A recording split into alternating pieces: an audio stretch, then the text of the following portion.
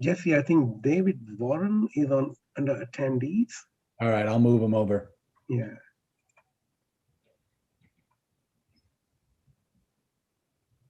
Getting ourselves all situated here.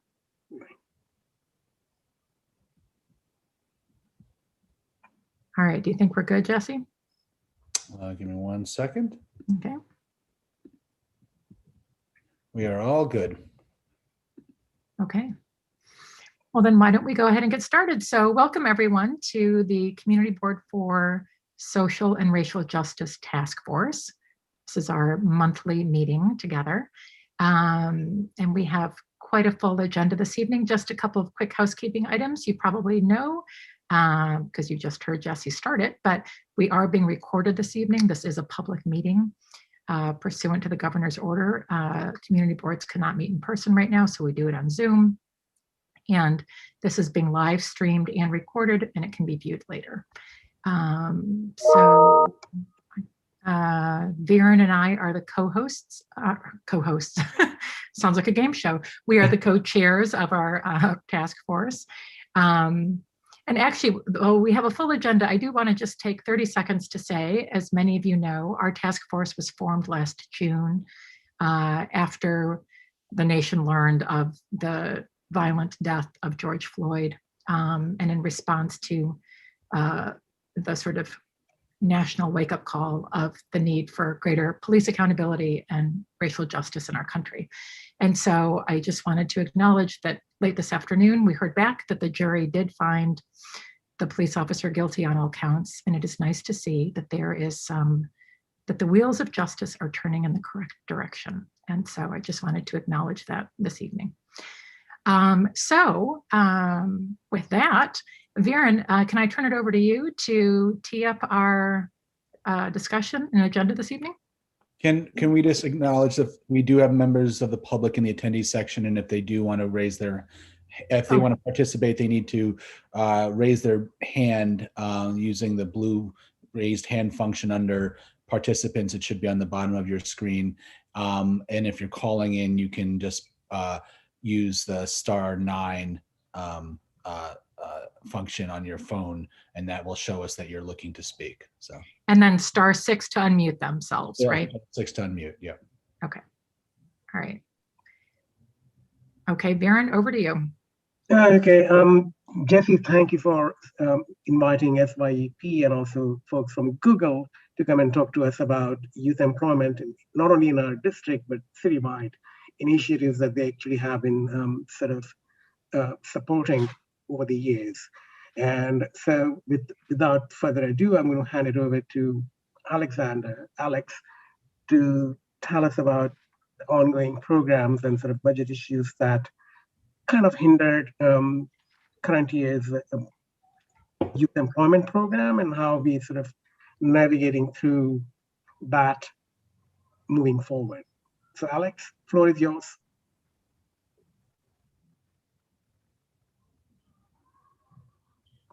Alexander? Did we lose you? He's here twice. So I would hope one of those he can.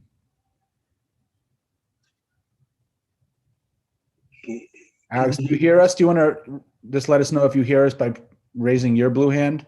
Maybe there's an audio problem on your end.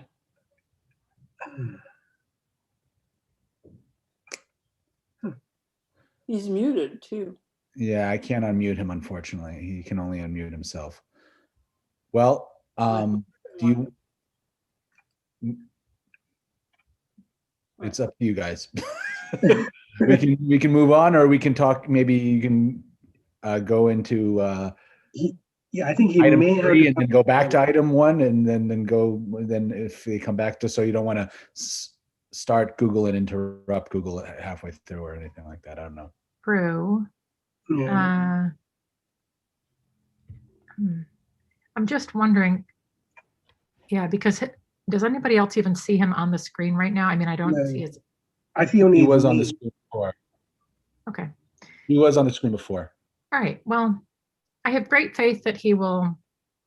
We'll figure it out. Contact us and join us shortly. Well, Google. Looks like he's rejoining. I Oh, think is so. he? I think yes. All right. Well, wait a moment here. Otherwise, Angela and Sarah, you're up. Yes. Um, Alex, can you hear us?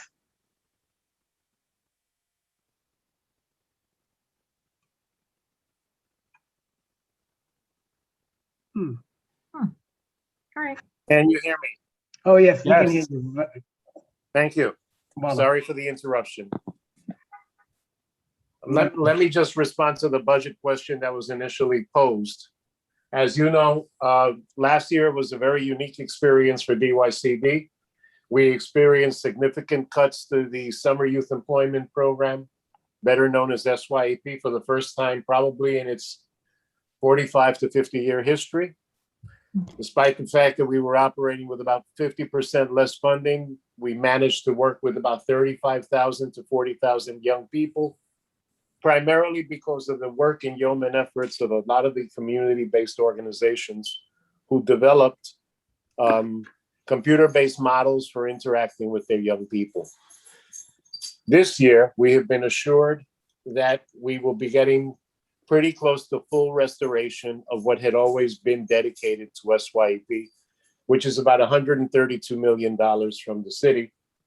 And it figures into the overall budget of about $745 million that DYCD currently has.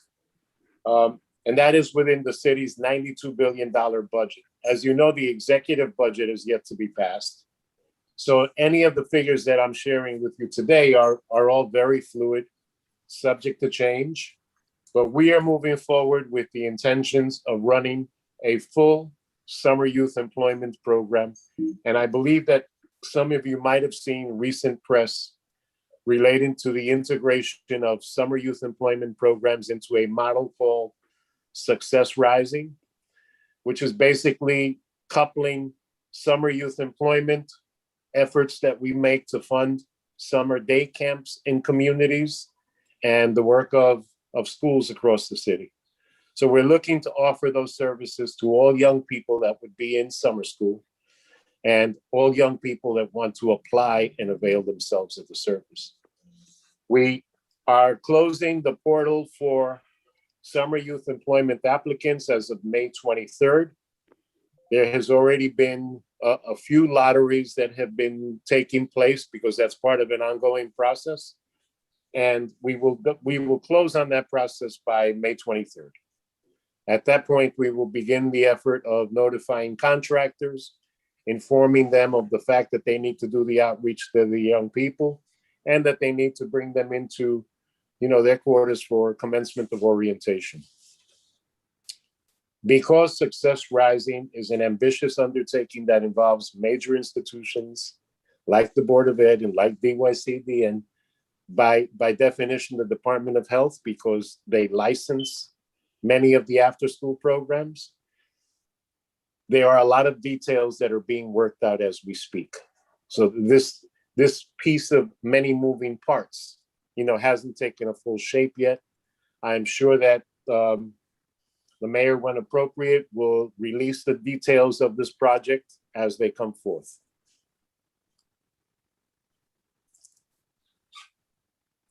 Now, let me try to be a little more specific as it relates to your board. Your board last year had about $4.7 million of funded programs. There were 19 programs that were funded within your district, total of $4,272,000 for 7 core programs, primarily runaway and homeless youth, and summer youth employment. Those were the 2 core programs, along with the Fatherhood Initiative, 3 core programs that were DYCD core programs that were run in CD4 with a dedicated funding base of about $4.3 million. You received an additional $531,000 via tax levy discretionary dollars that are budgeted by city council members for specific programmatic initiatives that they support within their districts. And while these agreements are reached between community-based organizations and the Office of the City Council, DYCD is the contracting agent for those contracts as well. Your tax levy discretionary allocation was about $530,000. That gives you a sum total of about close to $4.8 million in program funding that the district received last year.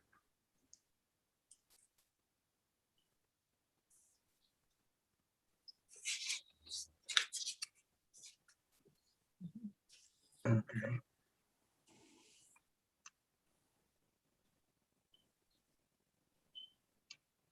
Should we open up the floor for task force members first, if they have any questions? Alex, does that work for you? Sure. Great.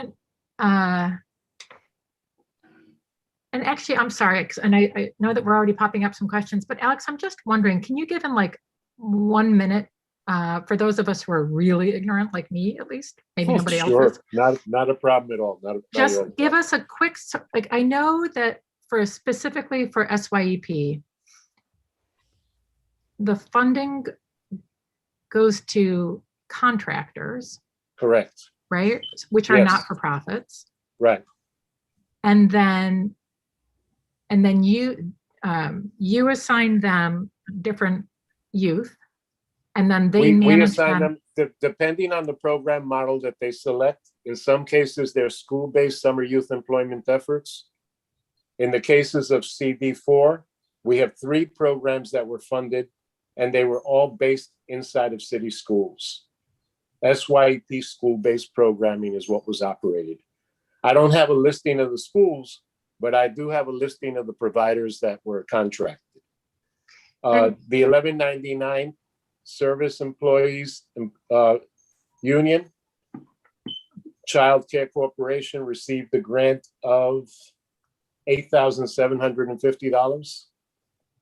The Beam Center, Inc. received a grant of $160,200.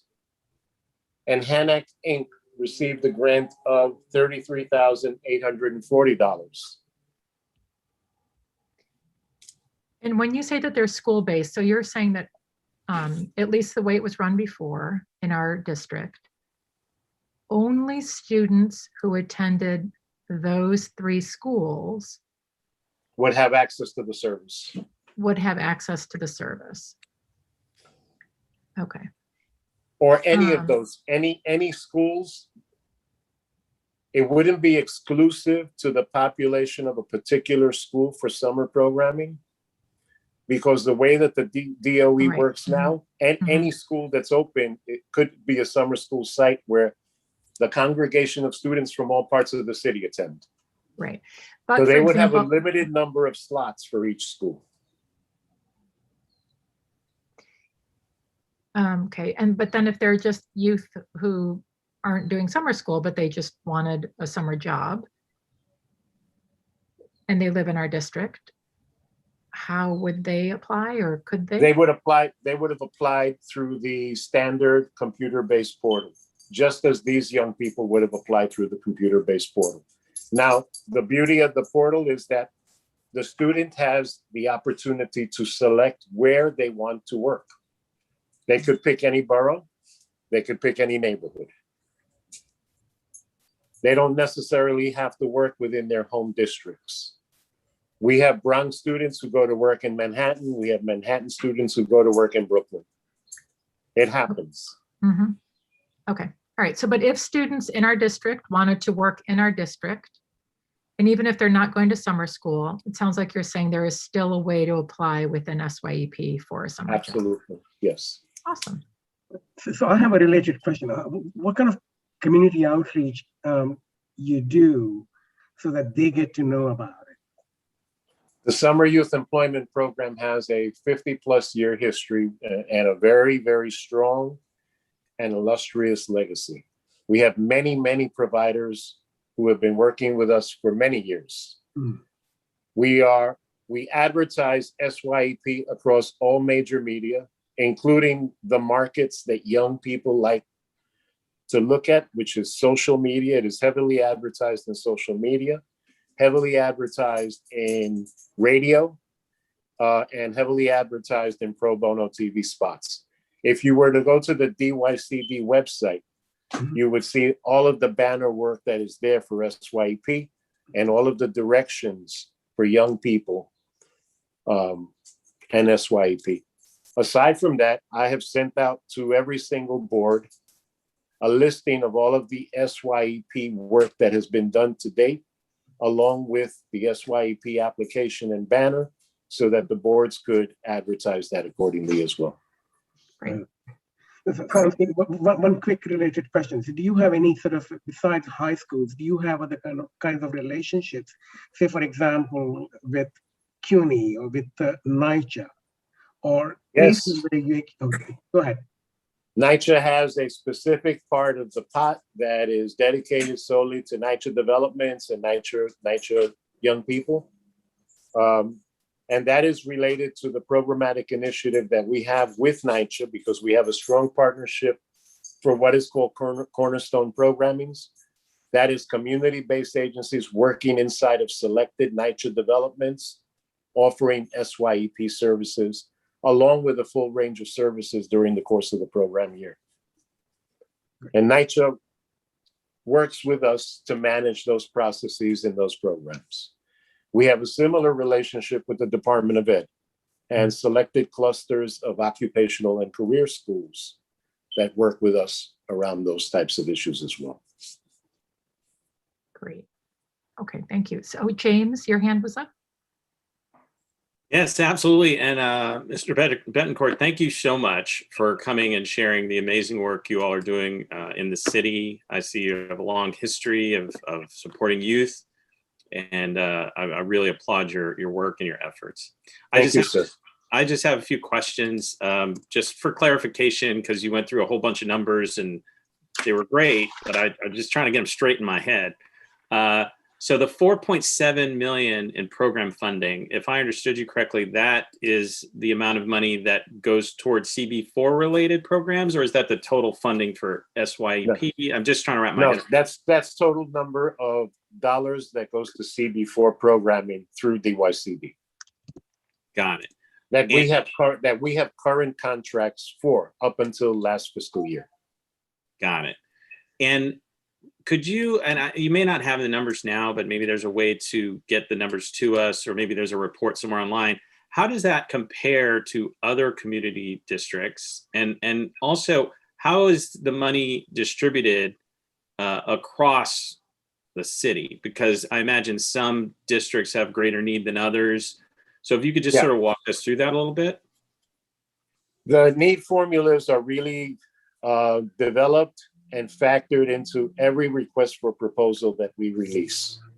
99% of all of the funding that we put out the door is driven by a formal request for proposal process.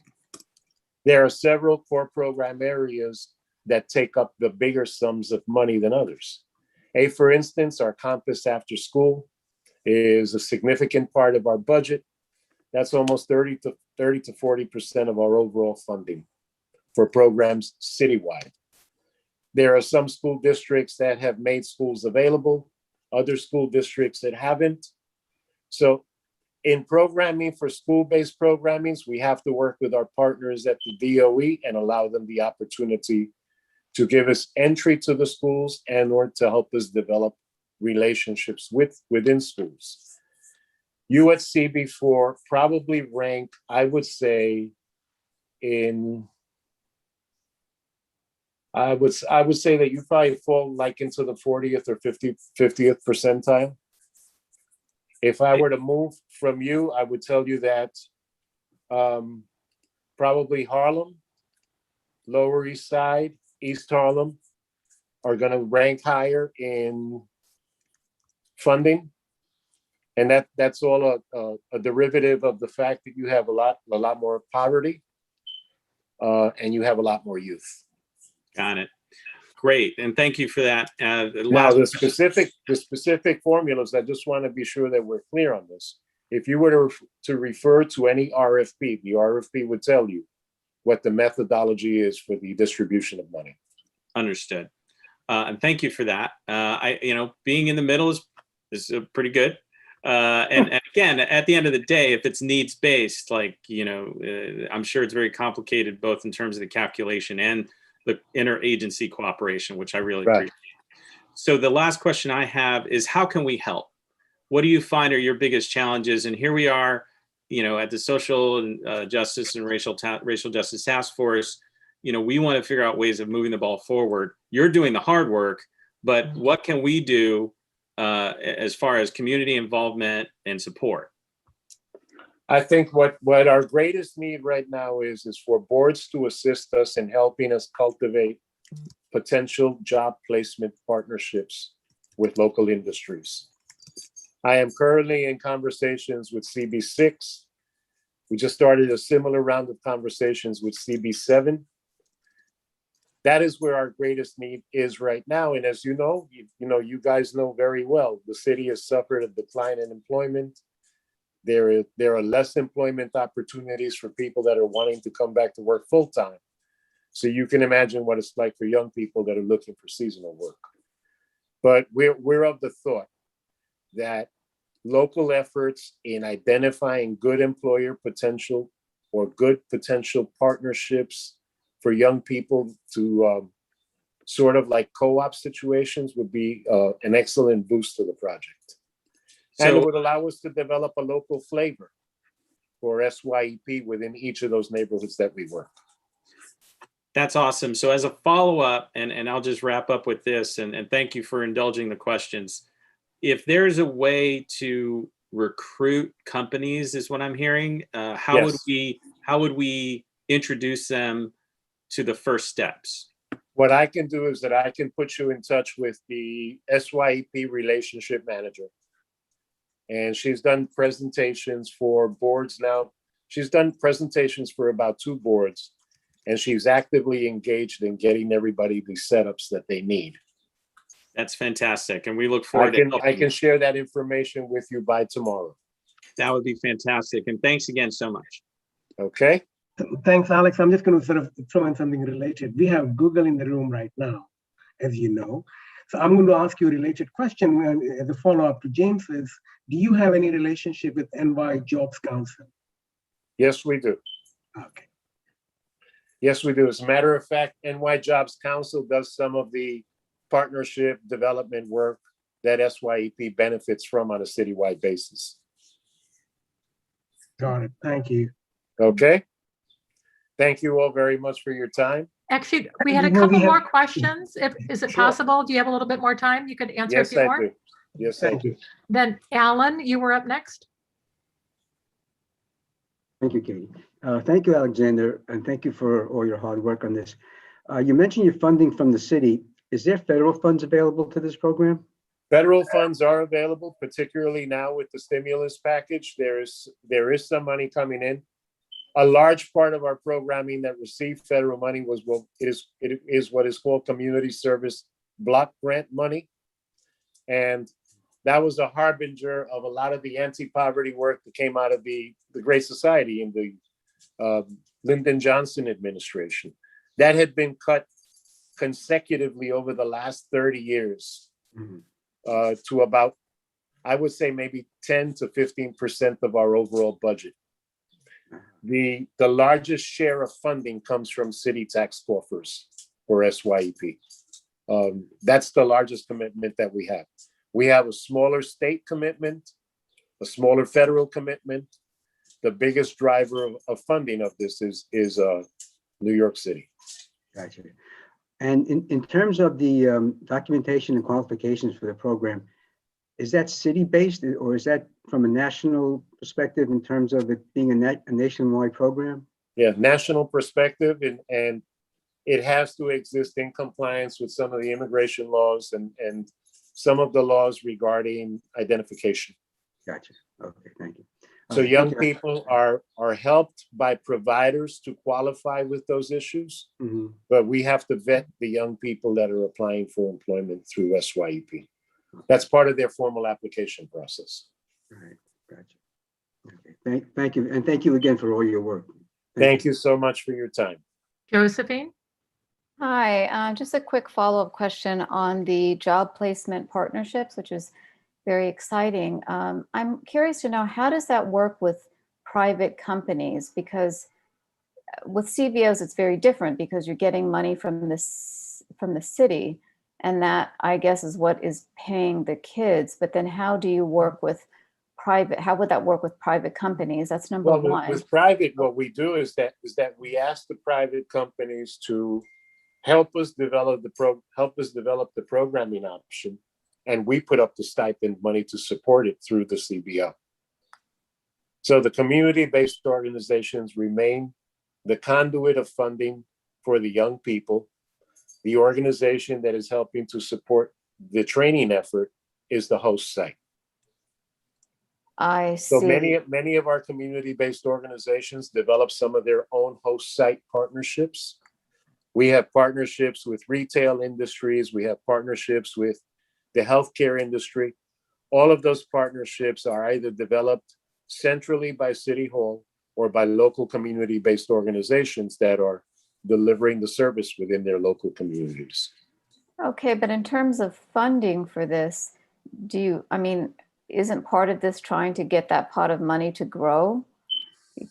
There is an investment side to SYEP, but that part of the partnership is managed by City Hall. Okay. Yeah, we're on the operational program side of it. Okay. And then the 4.3 million or 4.7 that came to this board through jobs, what does that really translate to in terms of how many kids did that cover? I can get you the total count. I don't have total counts in yet, but as soon as I have total counts for all activity in your district, I can submit that to you. Okay. And then so you're going to provide us with next steps if a corporation wanted to become involved in this? Absolutely. Okay. Thank you so much. And that will be by my setting up some time with some of you from the board or with your board chair to have a private session with the relationship manager from SYEP. Sounds great. Thank you. All right. Thank you so much for your time. Great. And then we just had, I think, 2 more questions from our board members. Sure. Hector, you're next. Mr. Bettencourt, thank you very much for taking time out to speak to us today.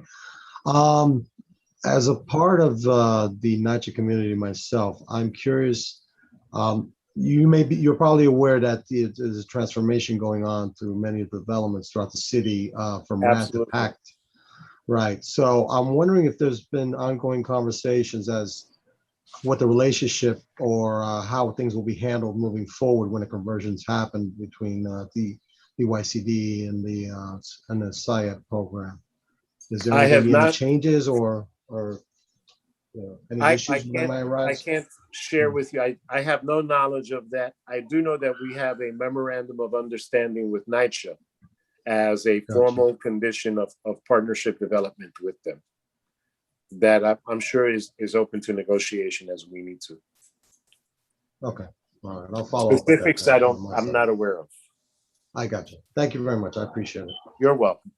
And if you'd like, I can put you in touch with the Cornerstone management that might be able to respond to that question. Yeah, that'd be incredible. Okay. I can get that. Yeah. Okay. Thank you so much. And then Leslie was the last member of the task force with a question. Mr. Bettencourt, thank you so much for your presentation, for the work that you do. My question relates to the monies that exist for the community. Is it a concern that the monies, if not serviced by students or not covering students, the monies are lost? Do they roll over into the next year? For example, we now have 4.3 the monies million. The monies never roll over.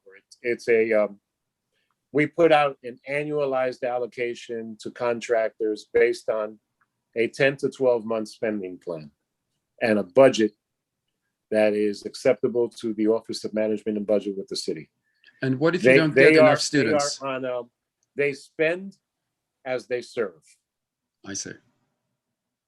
Thank you. So there are some initiatives that have greater upfront cost or greater per student cost. I can give you an example of that. campus programs that generally serve young people from 3 o'clock to 6:30 in the evening are 15 to 20 hours a week of service, but are highly staff intensive because of the type of staff you have to bring into a city school. So those grants tend to be higher, and the cost per student formulas for those programs tend to be higher. But everything is done on an allocation basis, and you have your fiscal year to spend out. Thank you. Okay. We have one more. I think it's Maria whose hand is still up. Oh, yeah. Yeah, Yes. thank you, Varen and Katie. I had a quick question, and I'm sorry if I missed it, but just curious about children who are in foster care and the percentage of, I guess, slots that go to those children and youth. Yeah. Yes, we have a formal partnership with ACS that dedicates a particular number of summer youth employment slots to ACS foster care agencies. Do you know approximately what number that is? If it's 25% No, or I 75%? don't know offhand, but I can try to find out for you. Oh, okay. All right. Thank you so much. You're welcome. I would appreciate that. Okay. Sorry, Varen, I just want to chime in. Can Mr. Bettencourt take over the Department of Buildings? No thanks. We will write a letter. And then just real quickly, yeah, and I don't see any questions from the attendees. So I think that's all of our questions this evening for you. So Can I just jump in real quick, Katie? There's a lot of great questions, and Alexander agreed to do a lot of follow-up, which we appreciate. Can we just make sure anybody that put those questions and need Alexander to follow up, they can send me those requests and I can follow up with Alexander directly. And Thank you very much, Jesse. I would appreciate that would help me collect all of them as well. So if Hector and Absolutely. Maria and Josephine or James or someone else has a follow-up, we can definitely get that information, but just send it to me, and maybe copy Katie and Viren so they're aware of them. And so we'll yeah, that's perfect. back. Thank you. Thank you very much. Thanks, Jesse. Perfect. Thank you all for your time, and I wish your board a lot of continued success. Great. Thank you. If I for all can the be work of you're any doing. help, please feel free to contact me. Thank you, Alex. Take Lovely. care. Bye-bye. Okay. So Angela and Sarah, thank you so much for joining us. Floor is yours. Thanks for having us. So Sarah Henderson Rosenberg is, she works in our engineering education outreach. She's, I think her title is director or something important, but we call her Hendo, and I will refer to her as Hendo, and I will encourage you to refer to her as Hendo as well. There's a few Sarah Henderson, so that's how we keep them straight. And just before we start on our portion, I would just to echo the last presentation, Google does participate in the Summer Youth Employment Program. Actually, Hendo was the one who coordinated on behalf of Google last year. We did it through the nonprofit partner Tech NYC. And we do have our own internship program. And I do believe that, you know, Angela, sorry, I'm going to interrupt you. Would you mind introducing yourself? Oh, sorry. What you do? So everyone knows. I'm Angela Pinsky. I am in government affairs and public policy for Google. I cover the Google New York office, so that generally includes anything that Google in New York does, and then also the territories of New York, New Jersey, and Connecticut. And do you want to introduce yourself now?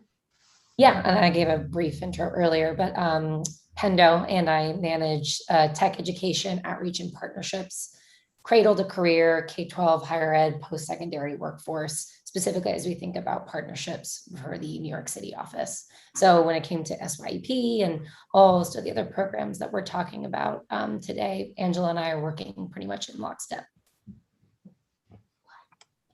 And we're lucky enough to have Hendo in the New York office, so we try to capture all of her attention to us.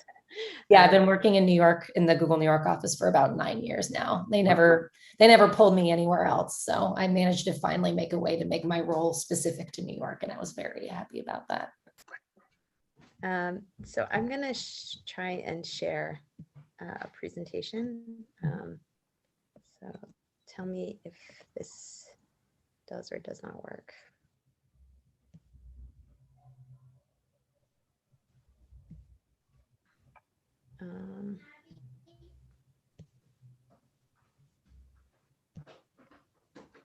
Can you see this? Yes. Yes. Yep. All right, so I'm no longer able to see you, so you can just stop me whenever. But Sarah and I came here to just speak a little bit about some of the things that Google's been focused on. We just recently had an article in the city that we just wanted to mention that this article did highlight the fact that Google has every intention to come back and do in-person work. We have not opened our offices yet. We've had a publicly announced date of September for anybody that would be the earliest that we would ask people to come back to the office, although we hope to open up the offices earlier to people who would like to come back to the office. But we are measuring the metrics in the New York region. It's still not at the place where we would reopen the offices, but we have opened up the California offices and the Seattle offices to date. So there's 3 things that we want to kind of hit on per the request to come here today. So one is our capital investments and our announcement in recent weeks. 2 is our new commitments to training and employing low income and people of color in New York, and then growing our youth and community engagement. So a few weeks ago, what you may have seen was that we made an announcement about we called it Investing in America. It's an announcement that we've made in past years, but just sort of outlines our commitment to the different home cities that we're in. And nationally in 2021, we plan on investing $7 billion and adding 10,000 jobs across the country. Of that, New York's portion of it is $250 million. That's just the capital investments for this year. And those are projects that we have ongoing right now. So there's some retrofitting going on in 111 8th and the Chelsea Market Building. We're finishing our construction in Pier 57, and we're continuing to build out 550 Washington. Right before the pandemic hit, we moved some of our office members into 2 other buildings in Hudson Square, but they had, I think they had about 6 hours there before we shut down the offices. So I think when we reopen, they'll complete the move to Hudson Square, and then we'll finish the big building at 550 Washington. So 2 projects we wanted to hit on specifically is our certification programs and our apprenticeship programs. So in 2018, Google had announced that we were going to, that we had created an IT certificate, professional certificate. And so those were for people who were interested in getting IT jobs. So setting up computers, connecting your phones to computers in both an office and retail setting. And for those people who are interested, they could take an online program. It's offered through a company called Coursera, who has a number of online professional programs. And it takes about 3 to 6 months to complete. It's self-driven, so you can engage with it at any time. And then earlier this year, Governor Cuomo had made a bunch of offerings on Coursera, including the Google IT certificate, free for unemployed New Yorkers. So right now, anyone can take it who's interested in taking it. And then last month, we expanded, and when the IT certificate was made, was released, Google had worked with a number of employers to agree to accept the IT certificate in lieu of an associate's degree or a bachelor's degree. So we don't track the the people who take the program and graduate, but we know that there are over 10,000 people in New York who have taken it so far. And so earlier this last month, we had released 3 more certificate programs, one in data analytics, one in project management, one in UX design, and that's UX is user experience design. So they work on the interface that people use to access digital programs. And those 3 certificates are similarly, they're self-driven, they're online, they're given through Coursera, and Governor Cuomo has also made those programs for free for New Yorkers.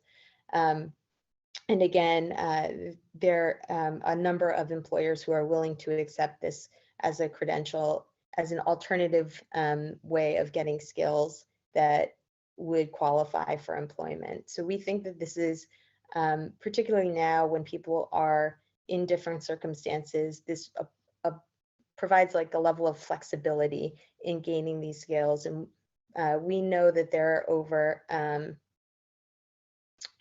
1.3 million job openings in the US for these skill sets. The other program we wanted to raise was the apprenticeship program. So this is something that we've been doing in Europe. Apprenticeships for professional careers is something that's more ingrained in their culture, but it's not something that is pervasive in the US, except for within unionized job pathways and careers. So we brought this program over to the US. We started it in IT, and this year we have 20, we had aimed for 25, but we have 23 apprentices currently in their first year. And it's a year-long program. 5 of the 23 are based out of the New York office, but more than half of the apprentices come from the New York region. And we are about to open the applications for the second year. And we're expanding the apprenticeships to cover more than just the IT. We're expanding it to the data analytics, digital marketing, project management, and we're also adding software engineering, and then the user experience manager. This year, we're going to have 110 apprenticeship slots across the country. 60 of them will be based in New York, and New York is the only city and home office that will offer apprenticeship slots in all 6 of these categories. So we're really excited about this. We think that the first year has gone really well.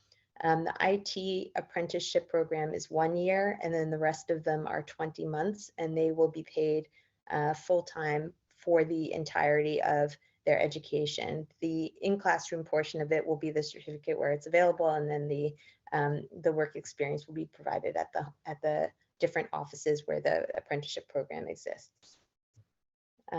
So now I'll hand it over to Sarah.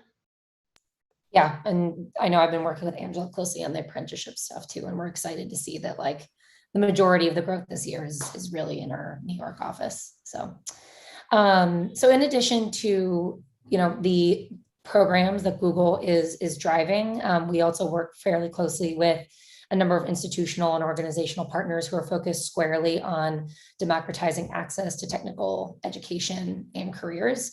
The ones that we're mentioning here are the New York CEO Council that we've been a member of since its inception. And we were working closely with the precursor to the CEO Council, the Here to Here Business Council, that also created the Youth Apprenticeships program that I think was mentioned briefly by the previous speaker. So we've been working with them for a while, as well as supporting the Tech Talent Pipeline Initiative out of the mayor's office, as well as supporting efforts like the Queen's Tech Council. And so in addition to sharing our own programs, we've been working closely with them on curricular consultation, figuring out potential pathways into careers at Google and beyond. I know there were specifically some questions around the remit and work of the New York CEO Council this year. If it's helpful, I can give like a high level summary of where they're cool. I see some nods, so I will.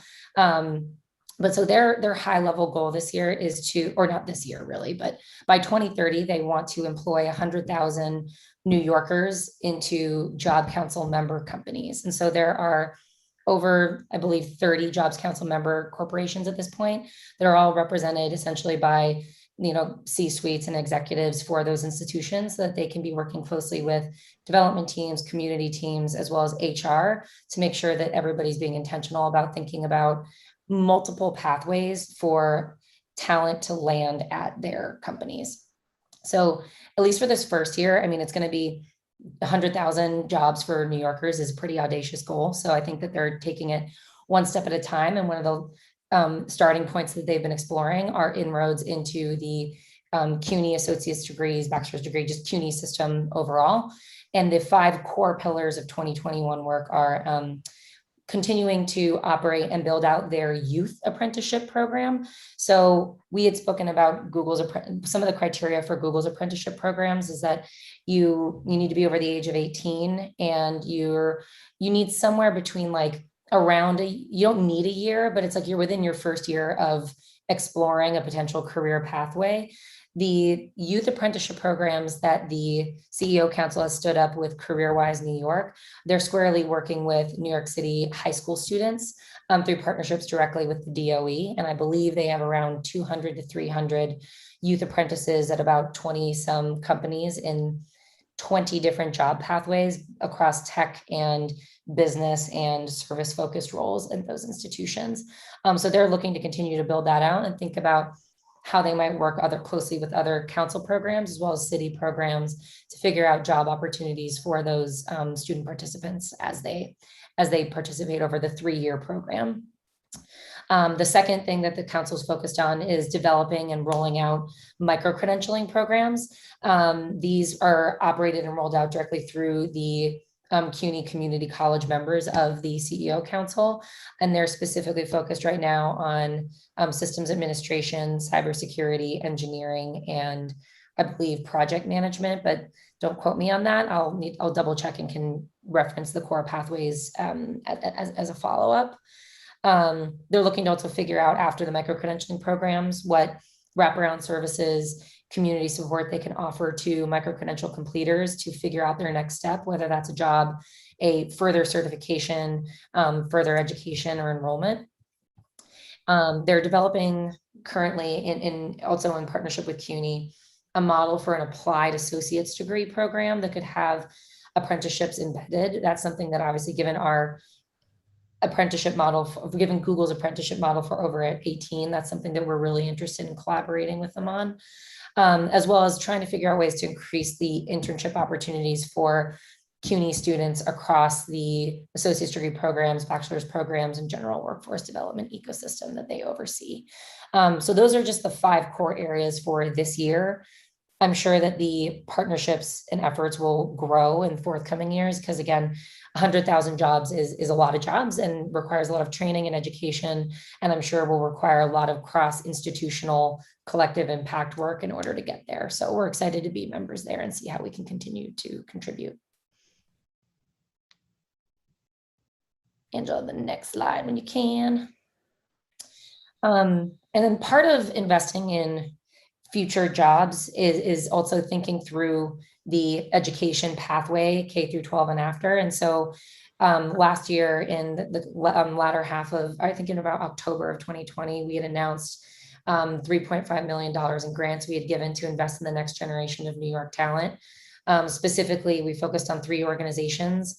One is CS for All, the public-private partnership aiming to introduce computer science classes across all New York City schools by 2025. We specifically invested in a program to develop a cohort of teacher leaders who can create a kind of culture of sustained ongoing computing education at a school beyond a single professional development course, just because we recognize that with particularly right now, like with teacher attrition and transition and reallocation, it's important to have institutional principal superintendent level support for sustained investment in introducing computer science courses at the school level. So we're really excited about their continued growth, the continued growth of that program, as well as investments into Expand Ed to support training after school educators to become in-school teachers for CS coursework.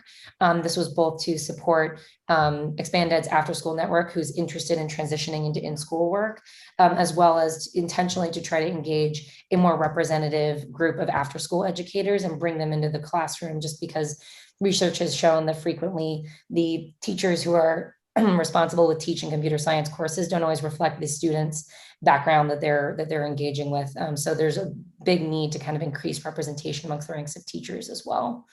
And then the last investment was in Pursuit to grow out their pretty well-known fellowship program to support New Yorkers with transitioning into tech roles across both IT, engineering, and a whole host of different fields.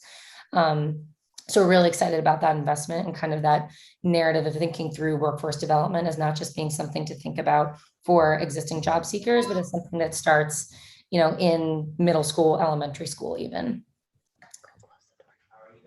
Angela, if you can flip to the last one. There are a couple of also free coaching, free career coaching and digital literacy programs that we've rolled out and continue to build out, particularly during COVID. If you had seen our office before closure, we had grown out a Grow with Google Learning Center. That was essentially 3 classrooms that community partners, organizational partners could use and convene in for a whole host of training sessions on digital literacy, career building, small business coaching.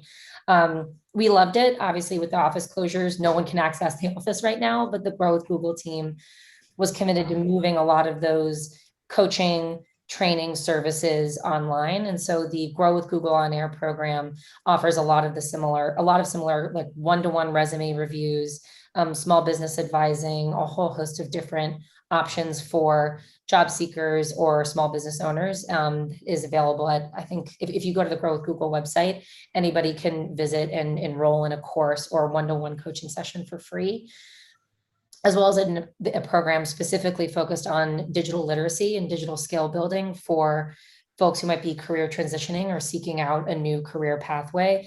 This is specifically teaching to topics that support with workforce transitioning. So how to manage an inbox, how to be managing, putting together an agenda for a meeting, like how to be presenting at a meeting like this. It's everything from like digital tools to basic computational literacy and data analytics.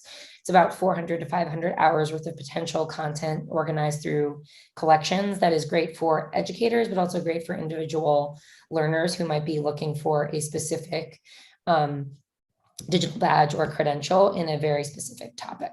And all of this information is free through the Grow with Google website.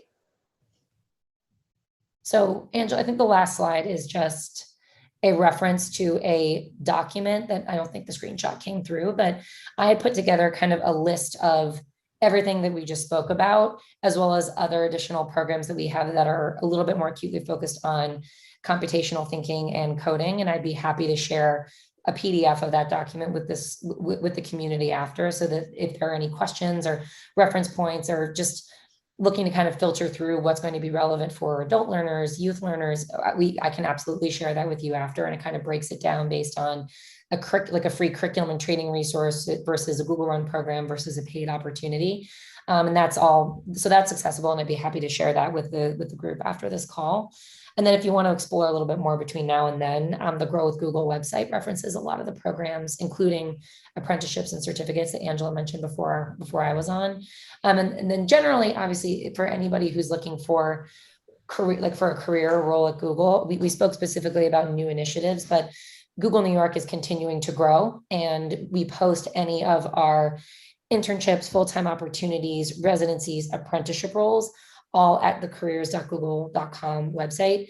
And that's the only way that any candidate can apply to a potential role. So we frequently encourage folks to kind of set up alerts on this website if they're looking for something like an apprenticeship or looking for a particular residency or job type. That's the place to kind of go and set up an alert or flag on the site for something that would be in any job seeker's interest area.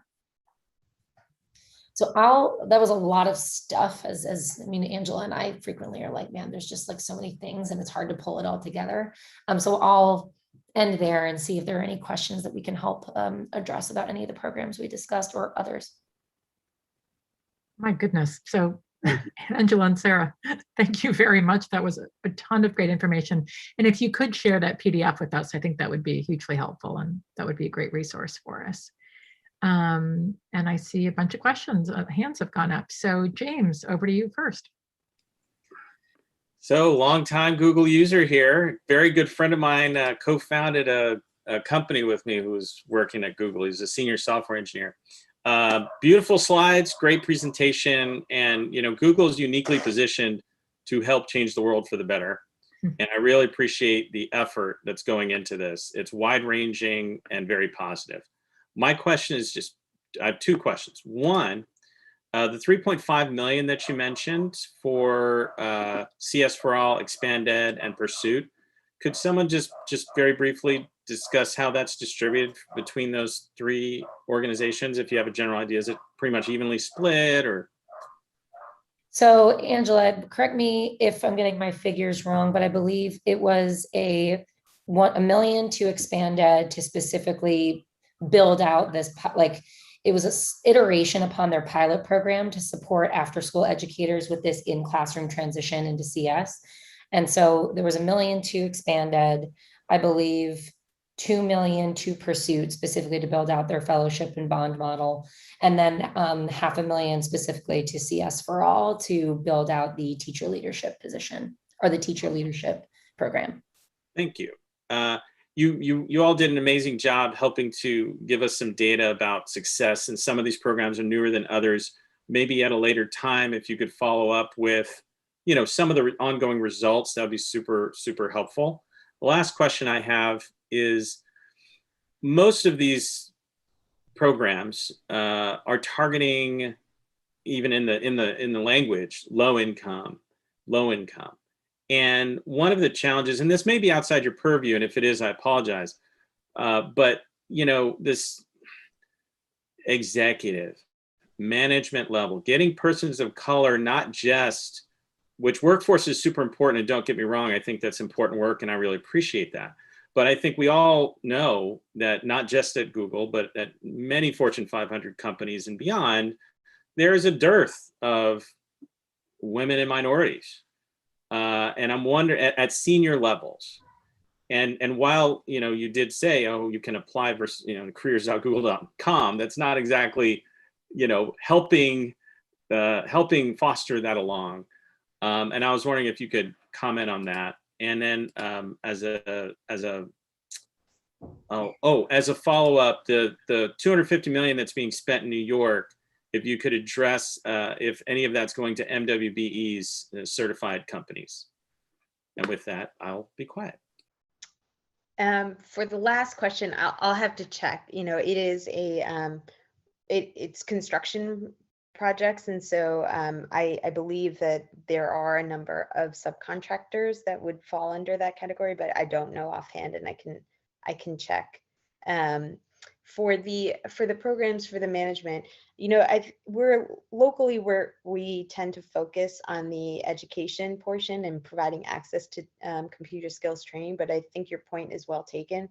We do have a number of partnerships with a lot of organizations that do focus on diversity across multiple companies, and the tech industry being one of them, and at these more senior levels. It's not under Sarah and my purview, but we do have people at Google who do focus on some of these issues, and we can put them in touch with the community board as well.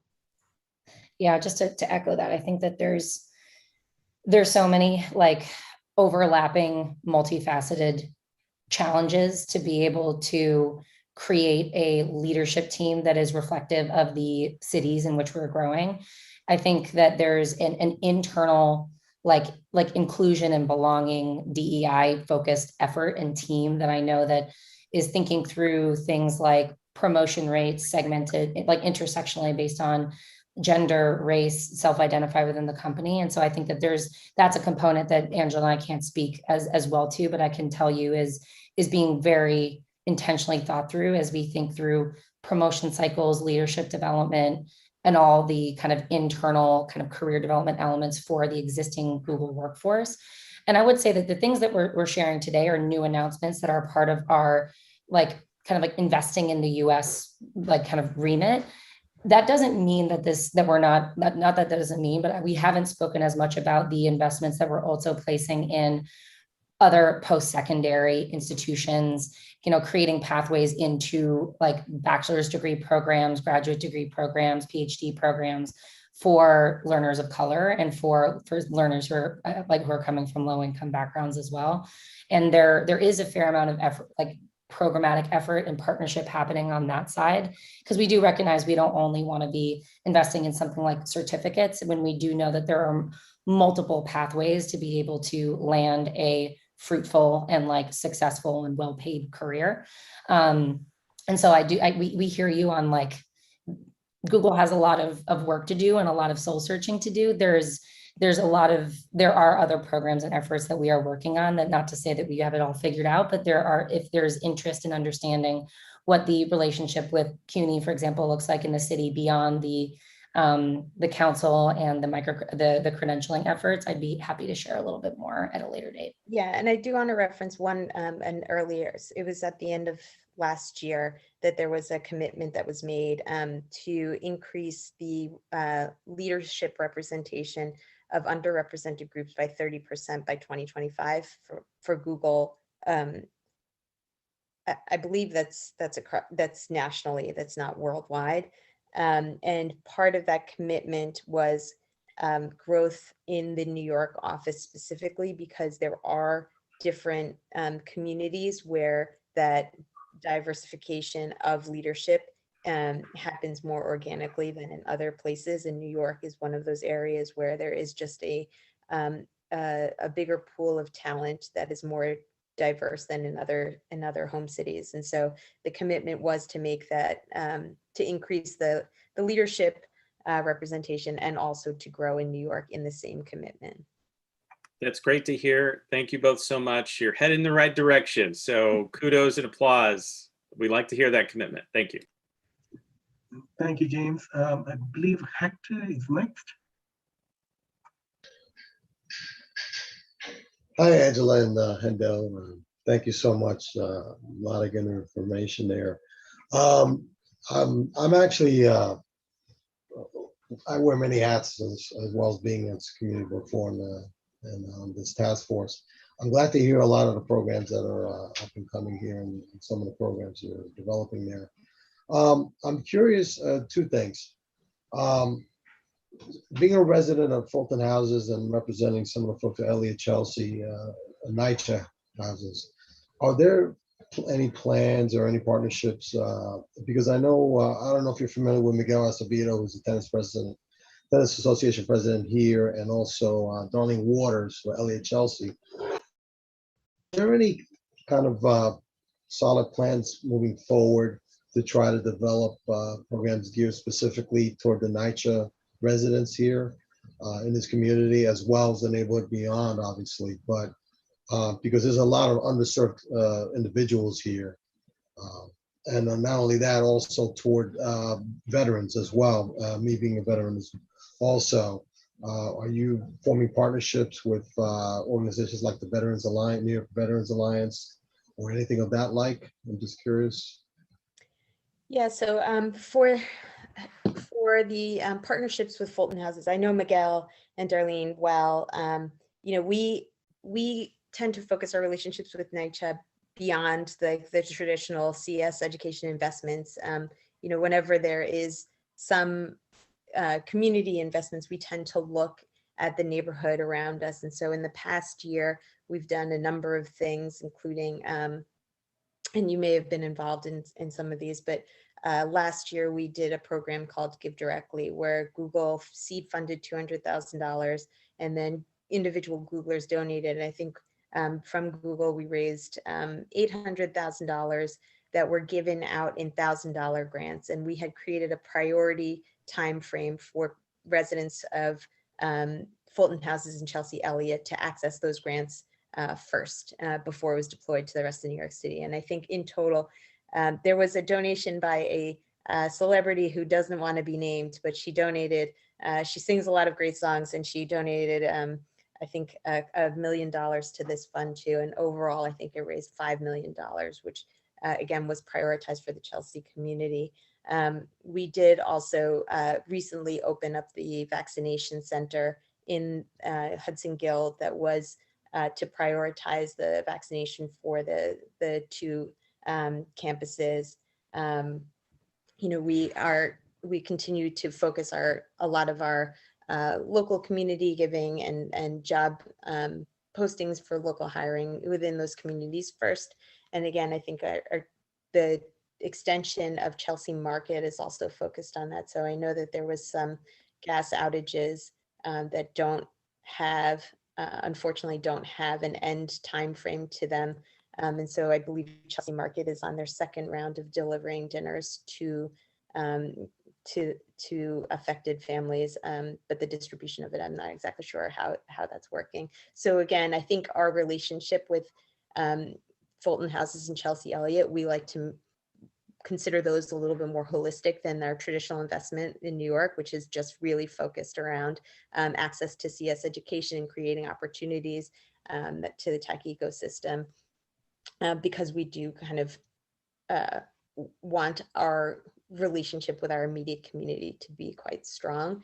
For the veterans, there are a number of programs that we're doing. The most recent one is cloud computing, which I don't really understand because I'm not a tech person, I'm a public policy person, but everything is in the cloud. The data centers are not in offices anymore. And so cloud computing is a big part of Google, and it's the fastest growing parts of Google. And cloud computing just recently announced a job training program for veterans that I can send you the details for. That's a national program, but I think that one's really interesting. It seems a little bit more intensive than some of the like the project management that the apprenticeships offer, but it is also, I think, a terrific career trajectory for people who are interested in it. Yeah, I mean, I'm well familiar with all the programs that have been done recently, and I applaud you folks. Thank you so much. Yeah, you've really become a real partner in the community here. That is no doubt on that effect. I guess basically what I'm specifically looking toward is training for possible seniors or youth for jobs specifically. I mean, it's great that you have the certificate programs online, and that's all great. I'm hoping in the future when things let up and the pandemic is eased up and everybody's vaccinated, God willing, that we can do some more physical training for some of the youth after school programs, which you've mentioned already, geared towards some of the schools in this community, especially the underprivileged families. Yeah. And I'm sorry, one more thing. I apologize. I know Gail Brewer is a big proponent for upgrading a lot of the data, internet connectivity throughout the city, specifically toward underprivileged communities like in the NYCHA settlements and developments. Are there any plans for Google to possibly, because I know you had Google Wi-Fi for a while. I don't know if that's still happening. Is that going to be more accessible to folks in the developments here or in the community at whole, or what are the future plans for something like that? Because as you know, there was a lot of disparity when it came to families who didn't have internet connectivity for their children to continue to do their schoolwork. It was a big, huge problem. So I'm sorry, go ahead. I didn't mean to interrupt. Hendo, why don't you go first? I'll speak to the prior point around pulling together in-person training specific on supporting either youth or even seniors who might be looking for career-ready skills. The program that I spoke about, Applied Digital Skills specifically, I think lends itself really well to an in-classroom environment that we'd be more than happy to collaborate with folks on bringing something together for, just because it kind of bridges everything from, not like turning on a computer, but can help a lot with like some of the basic digital literacy fundamentals, so that then you can move into some of these higher level, like job specific competencies and skill sets that can help the learners figure out like their next step from there. There's a couple of different entry points that we'd be happy to consult on pulling pulling together a learning pathway for you all for. And then Angela, if you want to speak to the Wi-Fi stuff. Yeah, so and just to piggyback on Hendo's point that, you know, Google and that her document, I think when you get it, the PDF, it does outline a bunch of things. And sometimes we produce a lot of content and we kind of move in like every different direction. So sometimes it's about refining and bringing it and connecting it to the right audience. And we'd be happy to sit down and talk about like how you would, if you specifically want to deploy something within the community and have us focus on like a specific like group or subset, then we'd be happy to do that. So when we send that around, take a look at it and see if there's anything in particular that you want to talk about, but we'd be happy to continue that conversation. For the second part, you know, we are not an internet service provider.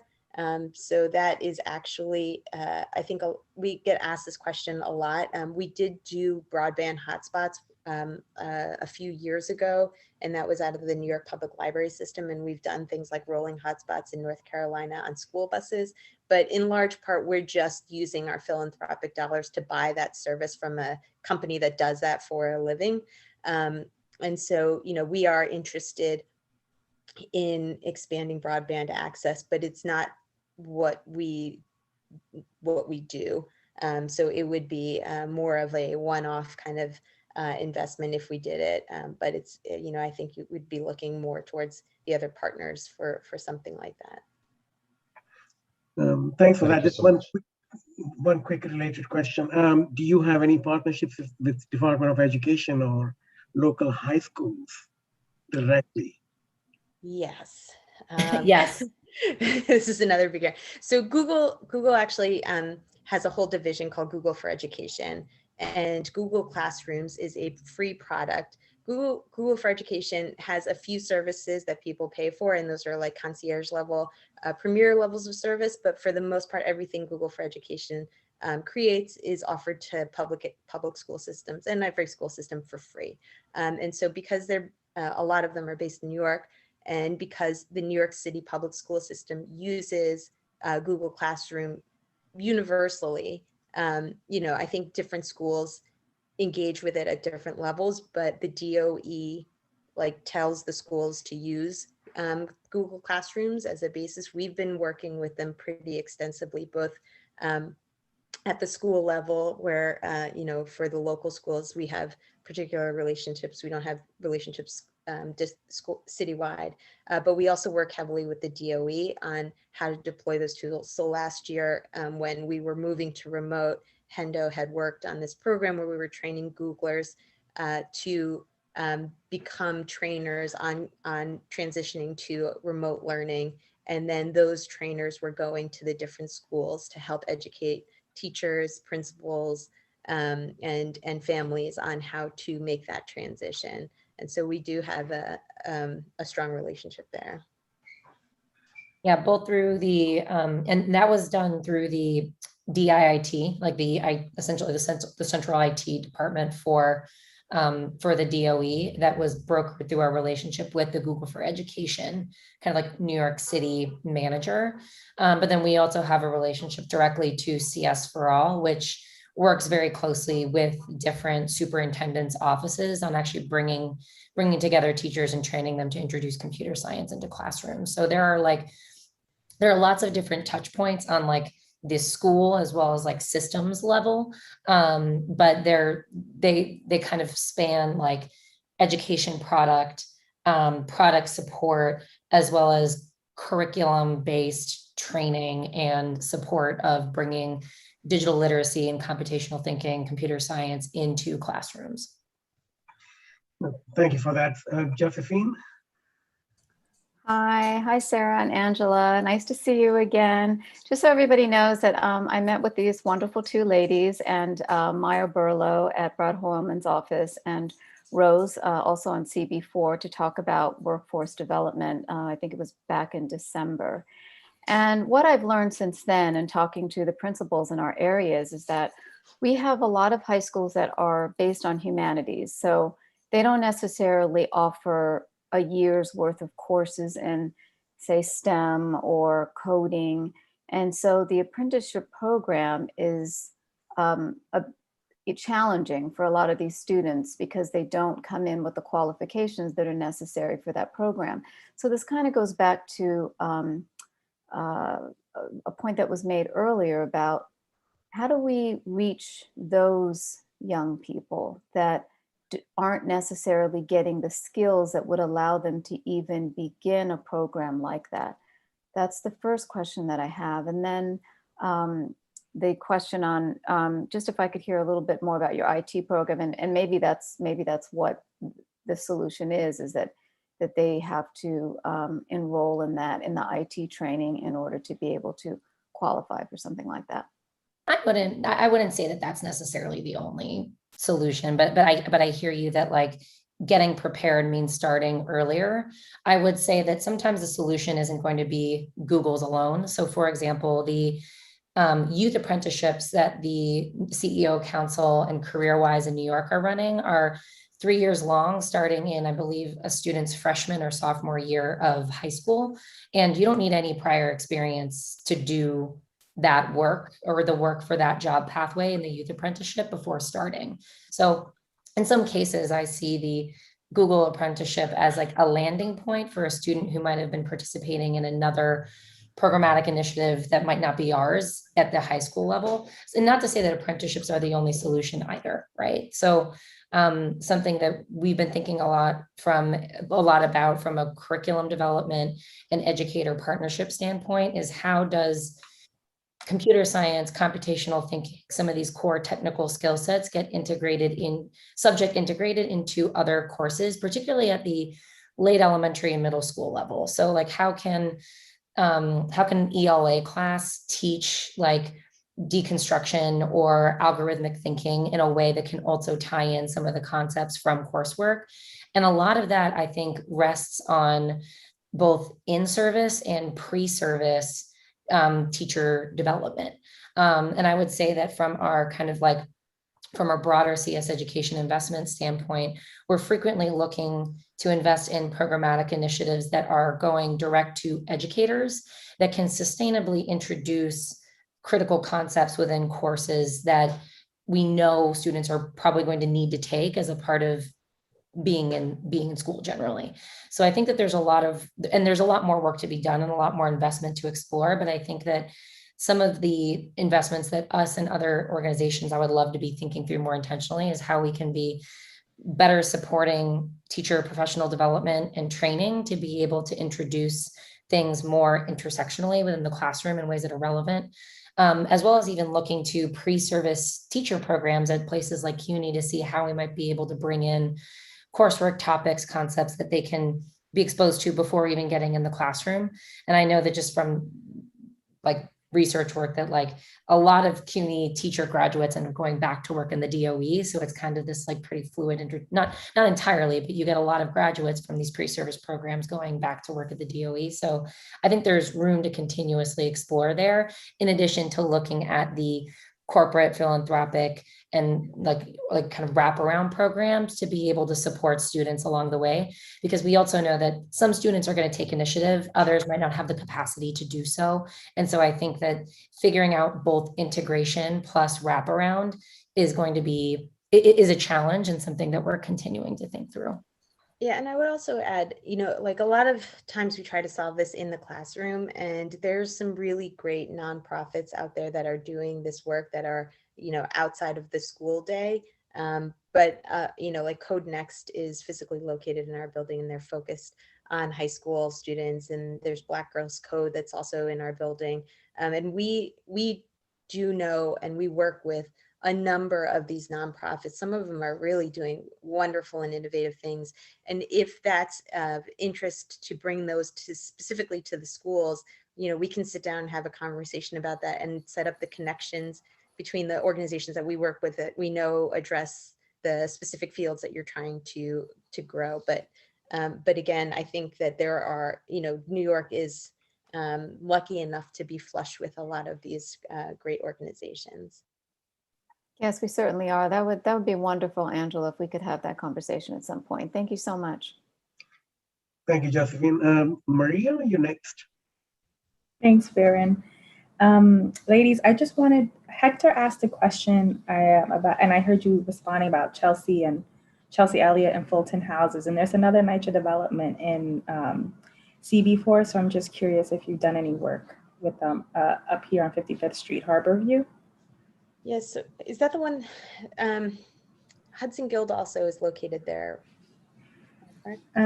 No, Hudson Guild is located at Amsterdam Houses, which is right outside of CB4. That's like around 60th Street. Okay. Then I will say, you know, there may have been a relationship prior to me getting there. I've been here for a year. I have not worked with them directly myself in the year that I've been here, but I'd be happy to, you know, if you have a connection there, I'd be happy to meet with them and see ways that we can work together as well. Okay. Yes, I will do that. Okay. Thank you. I will say, and you know, Hudson Guild is a really critical partner for us in a lot of these relationships, because you know, a lot of times it's only like a few people at Google that are focused on this, and we want to bring the resources to these communities, but we don't have the manpower to deploy the resources. And so Hudson Guild is usually a community-based partner that serves at that role. So if there is also sort of Right. just the NYCHA community, but also like those intermediaries that exist, that would also be really helpful. Okay, I will think about which nonprofit is best then. I mean, I'll figure it out, and I guess I'll email Katie and Viren about that, and Jesse. Sounds good. Thank you. I'll get to you. Thank you, Angela. Thank you. I believe Katie is next. Yeah, just this is sort of tying back to our first presentation.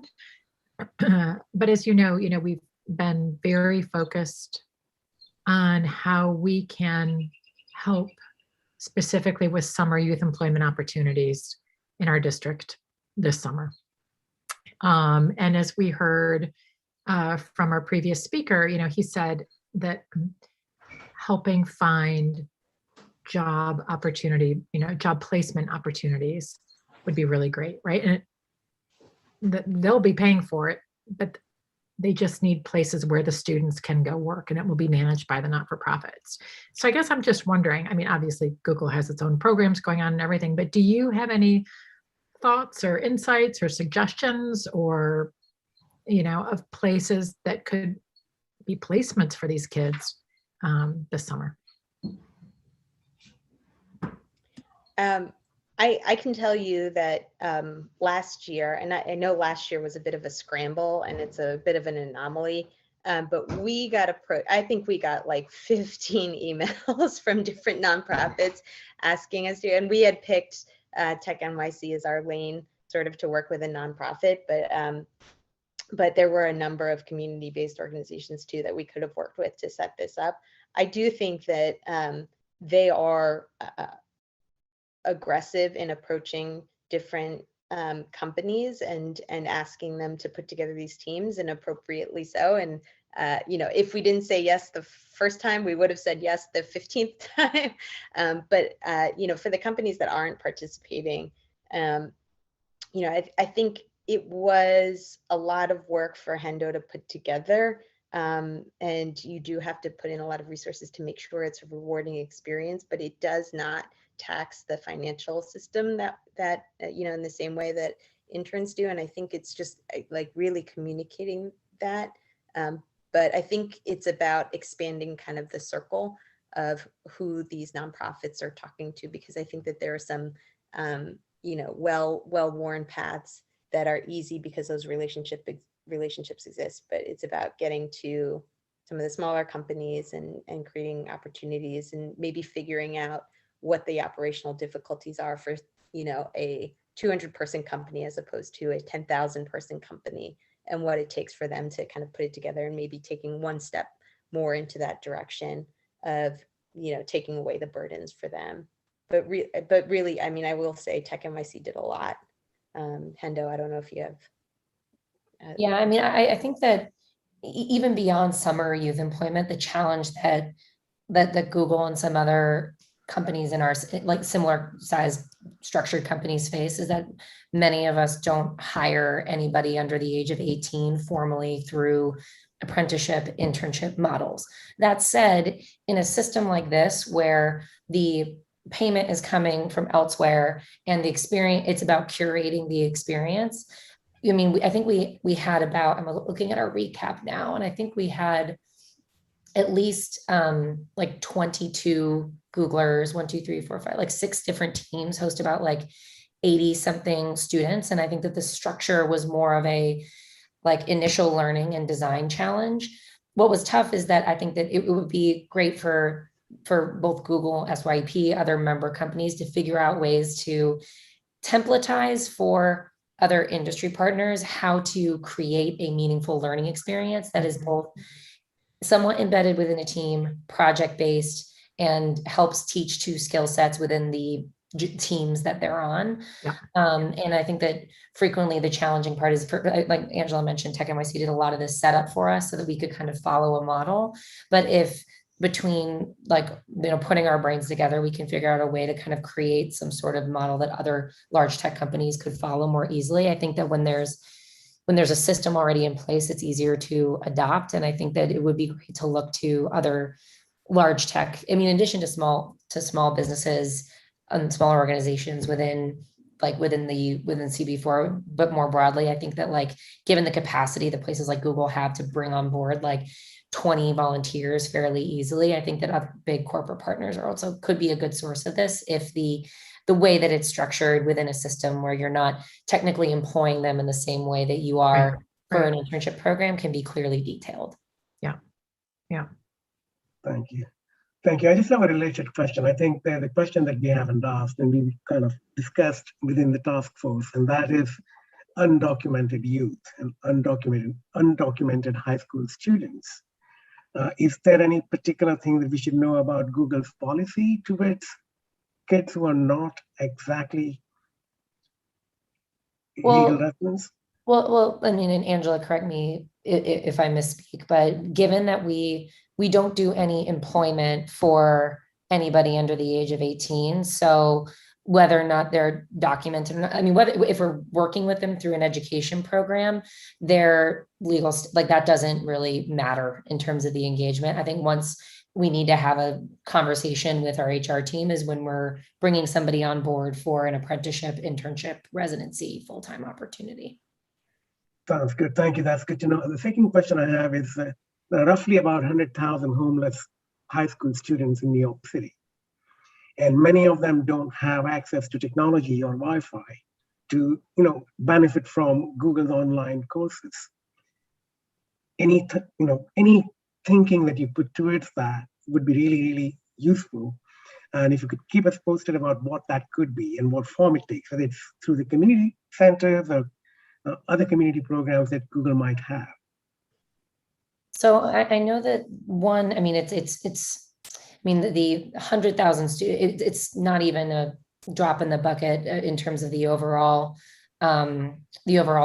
student population, but I know that the Code Next program within the Google New York office has put together a partnership with the Administration for Child Services to be working more closely with them on figuring out a way to bring in both youth in care through ACS to their Code Next program, which would include access to a device and usage of the space once that is available again.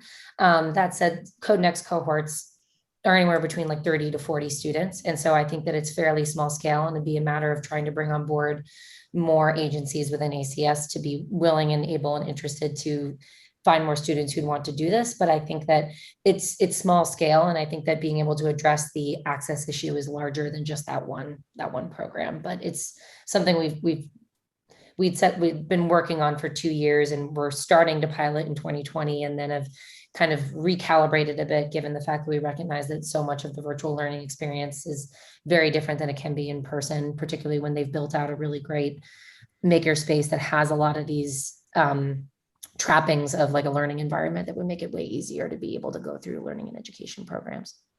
Yeah, we do have some partnerships. Like we work very closely with Women in Need, which focuses on families and and homeless women.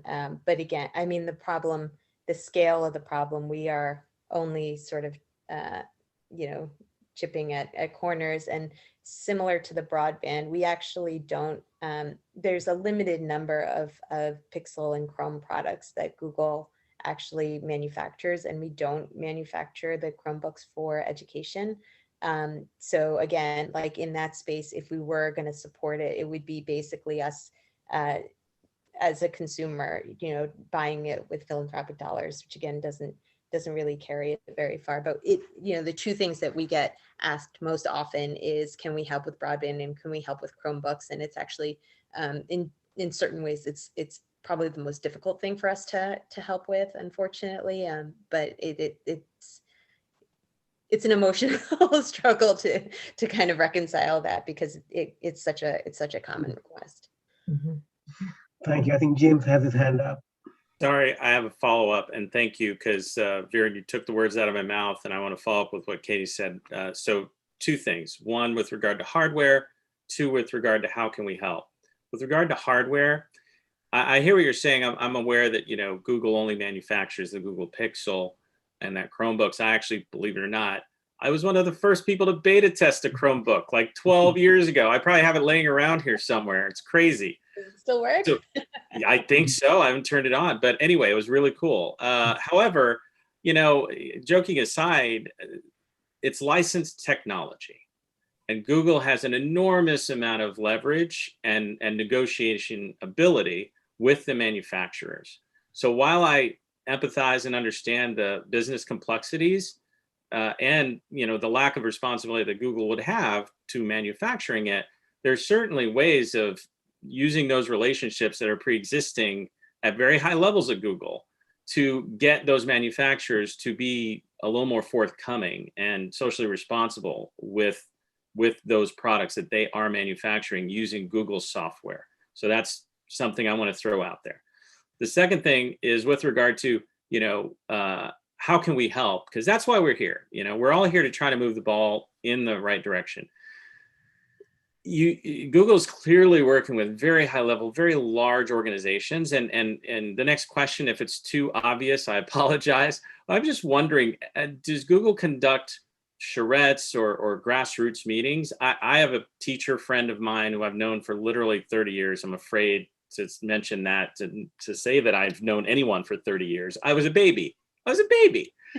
But she's a teacher up in the Bronx. I'm sorry she's not in Community Board 4, but the challenges she faces are challenges I imagine every teacher is facing. But at the grassroots level, sometimes things don't get filtered up in a way that's practical. So I'm just wondering if A, that would be a useful conversation, because Teresa would love to talk to someone at Google. But B, just in general, if you're engaging that sort of grassroots communication, not necessarily to intervene at that level, but to really understand the needs at that level. So here's, in the year that I've been here, here's what I've kind of assessed as a situation. So Google has resources that it wants to deploy in order to help improve, generally CS education and access to opportunity. We create so much content, an unbelievable amount of content that we throw into videos and onto the web.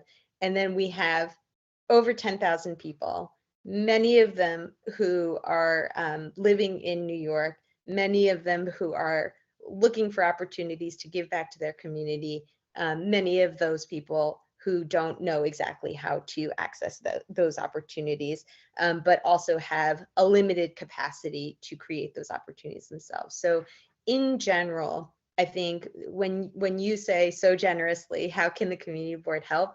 I would, and Sarah may have different things, but I would love to get a few things from the community board. One is, you are the liaisons to this community. So we look to you to tell us, like, what does the community need? And then a prioritization of what those things are so that we can start to address these things one by one, because sometimes the information comes and it's hard to assess what is a priority and what is just volume of conversation. So that's one thing. too is, again, we have people who would like to help, and coordinating those volunteers to be able to actually make an impact takes some level of coordination and some organization. And again, like oftentimes it's just me and Hendo who are working on this.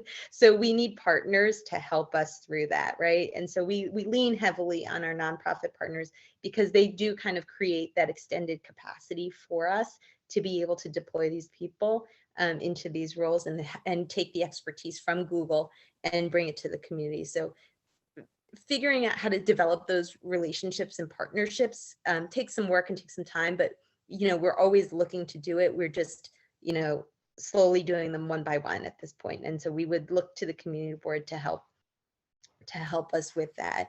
And then 3, just general like organizational things. I think we'd like to have these conversations, and again, this past year may not have been very typical, but it was so chaotic at different points, and we were just sort of shoving information out and like taking information in, and it wasn't organized in any meaningful way, and so it was constantly putting out fires. And to create some sort of structure around how these engagements work would be super helpful, again, because there's so few people on our side, and I think it would help expand our capacity for these types of things. So great. And if I could just comment on that, Josephine's a great resource. Everyone in the Social and Racial Justice Task Force is a great resource. I don't want to circumvent. We have systems in place as well. As a concerned member of the community, I'm happy to have those conversations, not as a representative of the community board. We do have official channels, but I'm happy to have those conversations at any time. And again, thank you so much for moving things in the right direction. Yes, Angela, we meet monthly for this task force. You're very welcome to reach out to us and come and join us whenever you feel like, or whenever you have something to offer or ask for. But and Angela and Sarah, Hendo, we definitely hear you that having sort of a priority list, and hearing about sort of specific, sort of more organized ways to help and what the community needs are would be really constructive for you guys. And we can certainly work with the rest of our board, the other committees, and then sort of the executive team to put that together. And maybe we can figure out a way that you come, that we make sure that you come speak to us twice a year or whatever, that we have some sort of very specific feedback back and forth. And then in turn, we can take that feedback and make sure that the top 3 priority items that are top of mind to your task force are being kind of trickled back upwards to the power that be. They're thinking through what our local presence looked like. And I think Angela put it well, like Google across not just New York, but the US is so big. I get blindsided by Google programs I didn't even know existed, and I've worked here for 9 years. Yep. So there, I would say that, to your question, James, about like, does Google do any like grassroots level communication and understanding to kind of get user, like an experience from like a true user? And we do.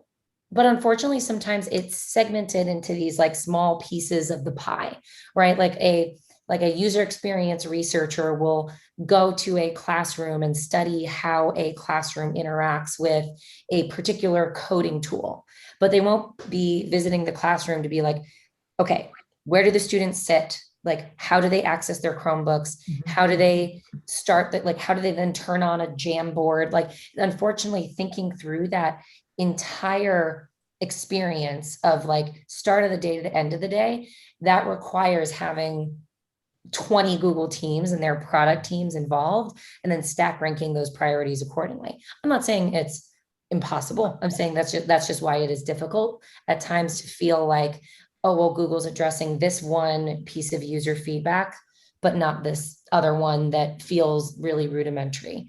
And what, Hendo, you and me, my friend Teresa's classroom, half a day, I'll buy lunch. Getting some user experience researchers, classroom realities tour, we're on it. Alan, I saw that you raised your hand. Well, thank you. Thank you for a very interesting conversation. But I want to take a moment just to highlight something to everybody on a different aspect of what Google does for our community outside of the tech and the education field.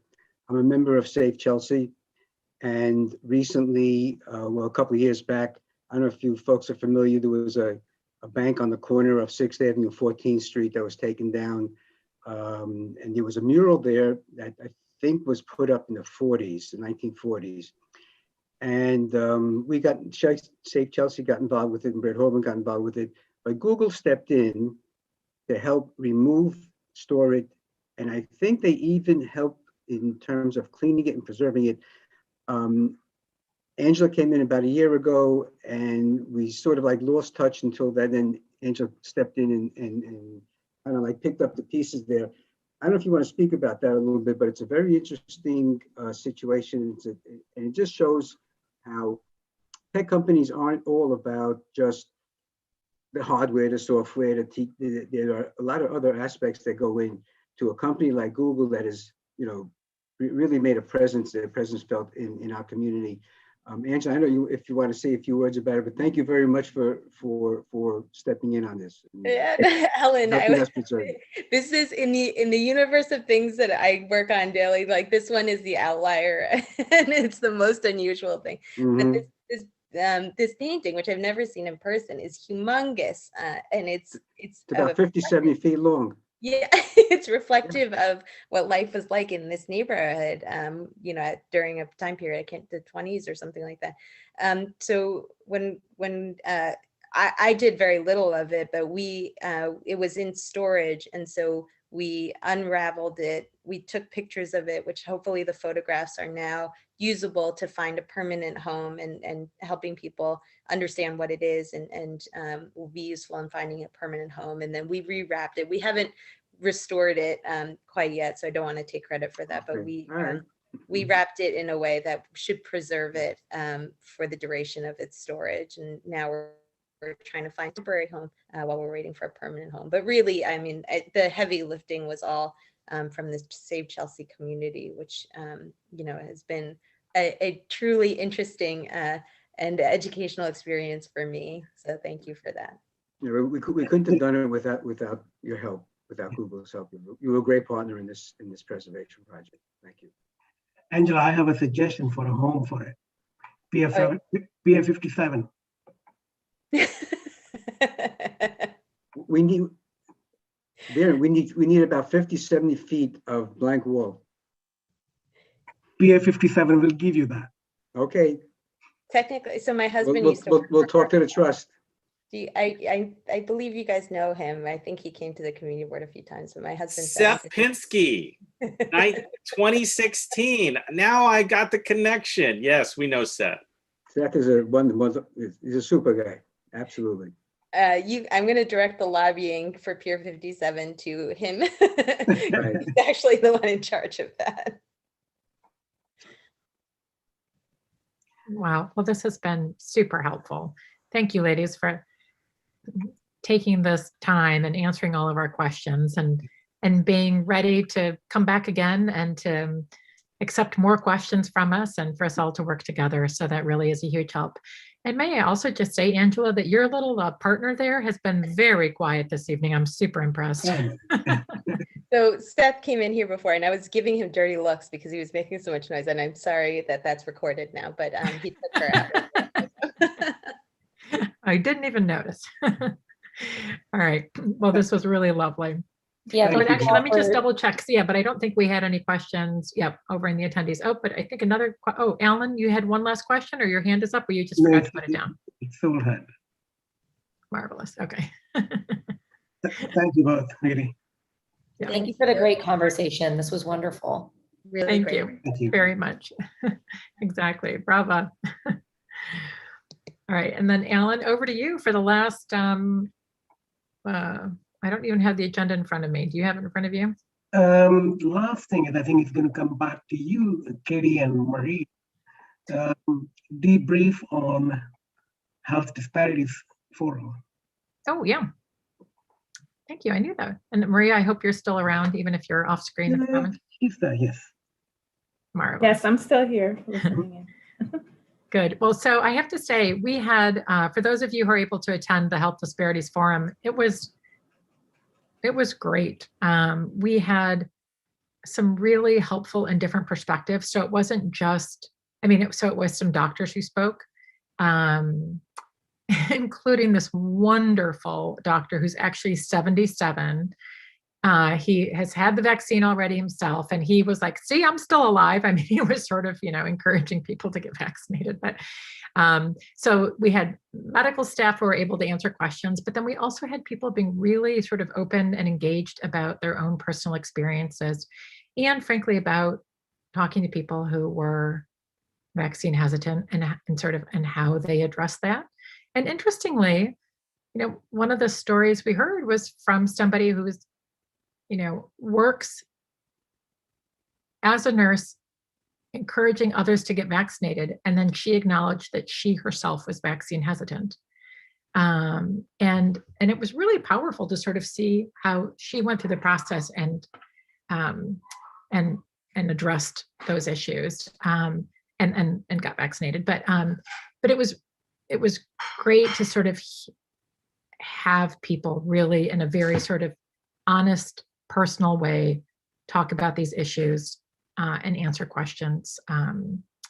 So yeah, Maria, what would you add to that? I would add that it was very good and informative. I think the most powerful part was the sharing of personal stories. And besides the nurse, the other young person that was there was actually, she's the director, the borough director of Test and Trace. And she herself also was hesitant to get vaccinated. And she shared her story. So yeah, I thought that was helpful. I felt very ahead of the curve, frankly, that we were addressing sort of vaccine hesitancy. And now, of course, it's getting a lot of national press about the fact that now that vaccines are much more available, we seem to have hit a point in our country where the demand for it is dropping pretty significantly, and that there still seems to be quite a bit of vaccine hesitancy. Now, obviously, we had this Health Disparities Forum before some of the information came out about, AstraZeneca and Johnson & Johnson. And I think that some of those concerns have now made people a little bit more hesitant as well. So it'd probably be helpful to get some of the facts out about those vaccines and about why people shouldn't use those concerns as a reason not to get vaccinated. And then actually, one thing we should mention is that we had really hoped to sort of address maternal mortality during our Health Disparities Forum. And then it was addressed briefly, but not deeply. But then you picked that up, right, Maria, on HHS. Yes, so Dr. Murthy from the Maternal Mortality Project with New York City's Department of Health presented. That was really informative. And basically hearing that it mostly impacts maternal mortality, and it's called severe maternal. I forgot what it is, but you're right. The phrase, yeah. Yeah, SMM. I remember it's SMM. But basically, the physical, what's the word I'm looking for? Ramifications or repercussions, and death. How it mostly impacts women of color, particularly Black women, non-Hispanic Black women in New York City, and actually across the country and in the United States, we're number 30. We used to be 46, and how there was a period of time where the rates doubled. And to me, the thing that stands out the most is that even if you're a college-educated Black woman, you have more chances of being impacted by maternal mortality versus every other race and having no high school degree. Mm-hmm. And including. she also mentioned, I remember, that you can, even if you're like a super fit, Yes, that was the like next. a super fit Black woman will still have a higher rate of maternal mortality in the US and in New York specifically, but than even an obese woman of any other race. Yeah. Just, and then talking, I see Tina's face kind of like, that's interesting. Yeah. That those were some of the reactions that we got during committee, and we talked about the reasons for that, which have to do obviously with systemic racism. It's more systemic than individual, the reasons for it. Yeah, it was just super fascinating. I would suggest, if you have not heard the episode of the New York Times, The Daily Podcast, there's an episode just about maternal mortality, worth listening to if you're interested in learning a little bit more. Great. Yeah, so I think that would be the summary of that. Now, I guess one thing we should talk about, right, Viren? I mean, is there any? Okay, can I just add? I'm sorry. Sure, no, and we are writing a letter about that, which I'll present at full board. Okay. Thank you. I wanted to follow up and ask what can we do? My sister almost died from preeclampsia and was involved in a terrible medical episode. This is a very personal issue for me. So Maria, can you just sort of give us the outlines and parameters of what the letter will cover, just like the top 2 or 3 things? Oh, Maria, you're on mute again. Oh, sorry about that. Yes, I can, James, always with the good questions, because I have it right in front of me. Huh? So basically, in the intro, the 3 main things right now, this is just the draft so far. The main 3 things is we're talking about the Momnibus bill. It's national, but Dr. Murthy was saying that it will impact New York City in terms of funding, requesting more funding, and the nurse, and I don't know how I would frame this, more funding for the Nurse Family Partnership Program. Which is here in New York City. Yeah. Yes, which is here in New York City. Yeah. She was encouraging us to reach out to our local and state representatives. Mm-hmm. So of course the letter is going to be CC'd to the local electeds, including state and including Nadler, she suggested. And she's going to give me a little bit of language for the asks, she said. And there was other suggestions she made, but in the top, the ones that I'm highlighting are those 3 things. She also talked about engaging the hospitals and the community. She suggested meeting with their community reps. Yes. And Leslie, you're one of them, right? Yep. Thank you. To specifically to interface with them and see what we could do to help, on particular issues. So we talked about doing that. And I apologize, I couldn't make that meeting. I had a conflict. I'm wondering if it's on YouTube. It lives there forever.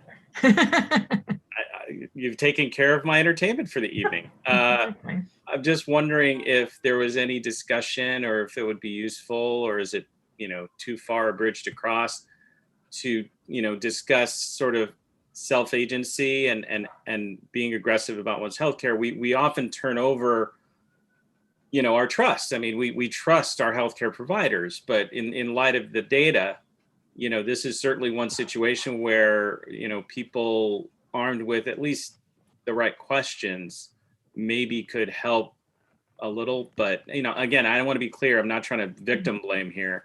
I'm just saying, I think it's important for people to have agency over their healthcare. And is there a way to sort of promote that in the community? So my question to her specifically, actually to Dr. Murthy, who I clearly stated she's the expert. She's been doing this for a long time. She's been an OBGYN for about 20 years. And I asked her specifically, just for clarity for me, is this more individual or more systemic, the reasons for this? She talked about racism, gender oppression, institutional institutional issues on the policy level related to housing, access to food, employment, disrespectful care, historical structures that have led to differentially, how did she frame it? Differentially invested in different areas. I'm not saying it exactly the way she did, but I would encourage you to watch the YouTube. Absolutely. Yeah, because there were certain questions that were around what you're asking. Is that something that we want to address in our letter as far as promoting, patient agency and like? Well, I think that's something Well, that we if the can talk root about. cause, but if the root cause of what this expert is saying, who's in the field and lives it every day, is saying this is really what the root is, then let's kind of deal with that. I don't think there's a problem in saying, you know what, and really, to be honest, James, I don't even think this letter is really getting to the root of it.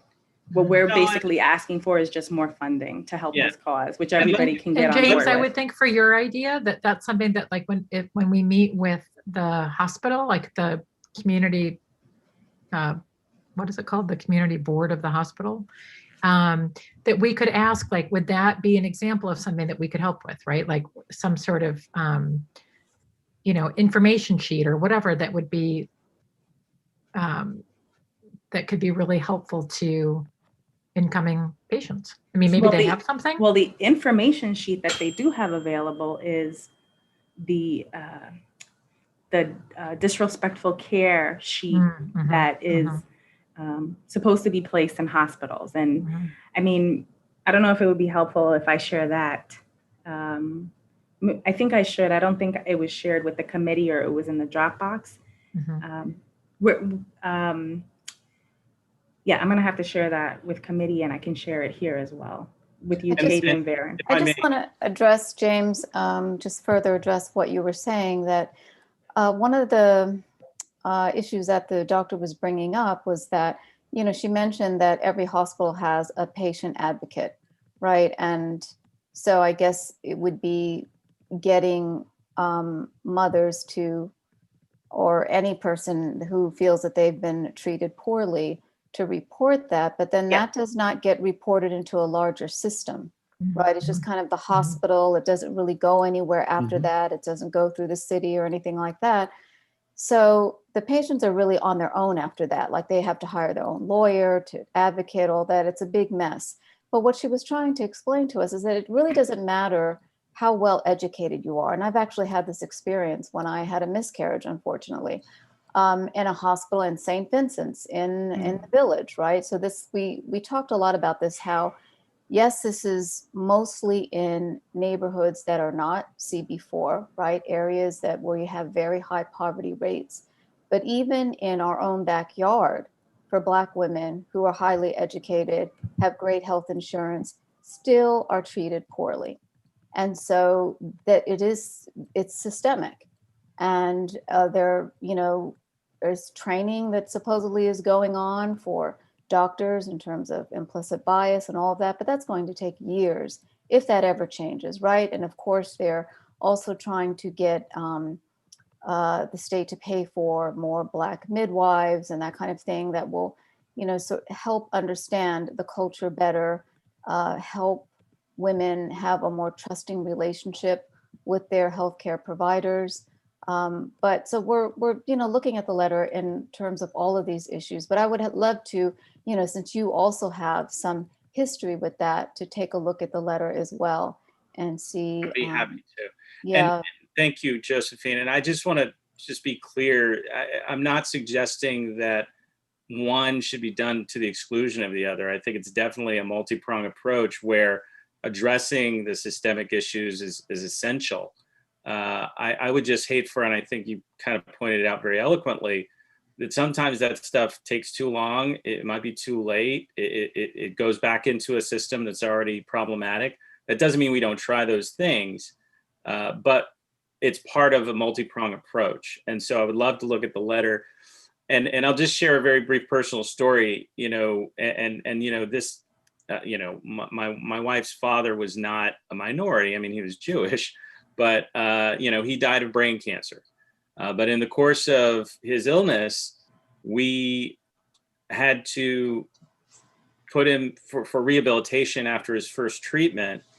And we put him in a facility that, it doesn't matter what the name of the facility is. They were really one of the top rated facilities in the area. And we're not wealthy. We run our own business, so we're able to sort of set our own hours. And we spent days upon days almost visiting him every day. And there were things that I saw, and I took pictures. And then I apologize, James. No, that's fine. And I took pictures and I brought it to management. And by the way, they were very upset. They were like, oh, privacy. And I'm like, whoa, time out. I'm taking pictures of my father-in-law. There's no privacy issues. I didn't take pictures of your healthcare providers.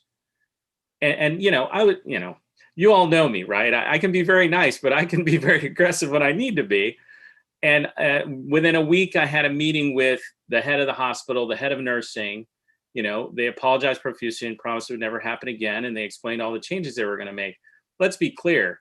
Not everyone can do that. Not everyone is as aggressive as I am. But that's kind of what I'm talking about. Like, I want to make sure people know that they can do something. It may not fix all the problems, and it may not fix any specific problem, but holding people to account, to me, is the first step. And people often, when it comes to medical professionals, let's be clear, I have the utmost respect for medical professionals. I was so heartened by their response. They didn't try to make excuses. They didn't try to sweep it under the table.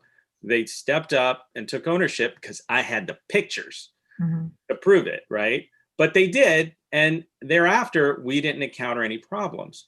I'm not saying that that's a silver bullet or that everyone can do that. I just feel like that's the first step, is that, making people feel comfortable in their agency, and telling them things they can do, and not just turning over, and letting a race, I'm not saying all healthcare providers are racist, but letting a negligent or unprofessional healthcare provider, cause the death of a loved one. I mean, it's outrageous. And maybe, Josephine, also to your point, one thing that maybe we could do in our letter, because this is something we talked about, is advocate that there should be a central reporting function when public, what are they called again, Josephine? Public advocates, public. Right. The hospital, the patient advocates. Patient advocate, that's it. When the patient, that at a minimum about, if it's about maternal issues, but maybe it could it would be lovely if there's a way that people feel like their concerns are getting reported and made public somewhere, and not just landing in a sort of, a circular hole in somebody's office in that single hospital. I totally agree that, that'll absolutely go in the letter. And I just want to say that, this was really highlighted about 2 or 3 months ago when a Black doctor died of COVID and was filming herself on YouTube and talking about how poorly she was being treated at a hospital. It was not in New York. But so it doesn't really matter, you can argue the point all you want. And, in my case, unfortunately, my husband was on the West Coast and could not help me at 2 o'clock in the morning, but these things happen and they should never happen. And so I think that, we do have to get to the root of the problem. Yes, we can talk about, how patients can better advocate for themselves, that everybody should know that there's a patient advocate at every hospital, and, that they should have some kind of centralized system where we can report these incidents. However, I would never want to say, to any patient that, I know this wasn't your intent, James, but it's not that a patient is allowing this to happen to them. It's absolutely. And I'm in full agreement with you, Josephine. Josephine, I saw the same video you saw. It was a hospital a doctor out in Indiana, but a similar thing happened to my brother, who's white, and he has multiple myeloma, and they had a stem cell transfer, and they were putting him in like a special hospital hotel. But if his blood count goes down, you go to neutropenia, you're supposed to be rushed to the hospital immediately. what they did was they put him in the emergency room. And my sister-in-law, her last name was O'Neill, she got a good response. She wrote to the director of the hospital, the president, wrote that, how could you do this? This man is so vulnerable. He could have died just catching something in the emergency room. And the hospital wrote her and they changed their whole procedure. So now when people go neutropelagic, they don't go into the emergency room, they go through another thing when they get a stem cell. So, I mean, it's not, sometimes the victim has to step up. And I think in a lot of cases, and this is me stereotyping, a lot of minority women, especially, you know, they're intimidated because they're not, it's been proven in studies that African-American women, when they say they have pain, they're not believed as much as a Caucasian woman. And that's unfortunate. It's true, but I mean, I think most people know on this board that I'm not intimidated at all. But when you're in an emergency situation, in the emergency room, that changes the whole game, right? You're in a very different place. So I just want people to be very mindful that you're not going into with, 100% of your faculties that you would coming to, say, a board meeting. It's a very different kind of situation. 100%. Maria, did you have something else you wanted to add? Sorry. No, just had a question for clarification. Can you hear me? Yes. I'm off mute. Because I think I tuned out for a minute or something. I heard you guys mentioning a letter. Are we talking about writing a letter here about maternal mortality, or you're talking about the letter we already voted on? The letter we already voted on. We were just giving an update, and I think these are suggestions about the letter you're already writing. Okay, so not a separate letter from the task force. All right, so we're working on the draft. I listened to the just thinking about process, and I included what we already discussed should be in the letter be in the letter. But if we're going to add any other suggestions or recommendations, that needs to be done at full board. Okay. If somebody wants to add something, which Maria, I just had a good idea. I had a quick question, and that is what James raised before, which was not maternal mortality, which was a different kind of situation. Should this letter encompass that as well? Other illnesses, not just maternal mortality? I'm just asking the question. No, the one that you're working on. Yeah, but it's about maternal mortality and morbidity. So like the other impacts that can happen, that can occur as a result of childbirth. Does that make sense? Does that answer your question or not quite? It does answer my question, but Josephine and James raised other issues which affect people of color. It's really the overarching issue is lack of attention, lack of service that they would duly give to others. Yes. Yeah. When they come into the hospital. Right. That's another letter. Right. Yes. Right. Yes. Because this, I think we're going after supporting one of the bills that's already on the floor about this. So we're trying to keep it as very focused as possible. But you're right. Of course, Leslie, that's. And so maybe that's something, I mean, obviously we sort of dealt with the COVID specific stuff on our last Health Disparities Forum, but maybe we want to have somebody come in and speak just more generally about health disparities and, unequal treatment and the dangers of that, and see what we could advocate in connection with that. Would that be responsive, do you think, Leslie? Okay. I see you nodding, but you're on mute. Yes, I agree 100%. I think that's the way we should go, because I think it's a broader issue. Yep. It's a much broader issue which impacts all of us. And so we need to be mindful of that. No, Leslie, you're totally right. I mean, it's much broader. And I'll tell you, two of my brothers are medical professionals. They're doctors. And very often I hear from them, not exactly in the same words, but seems there has hesitation and hesitance. I think that's the right word. And not so much intimidation, but hesitance, in the sense that you expect the doctors to be fair and to be caring and to be giving you right advice.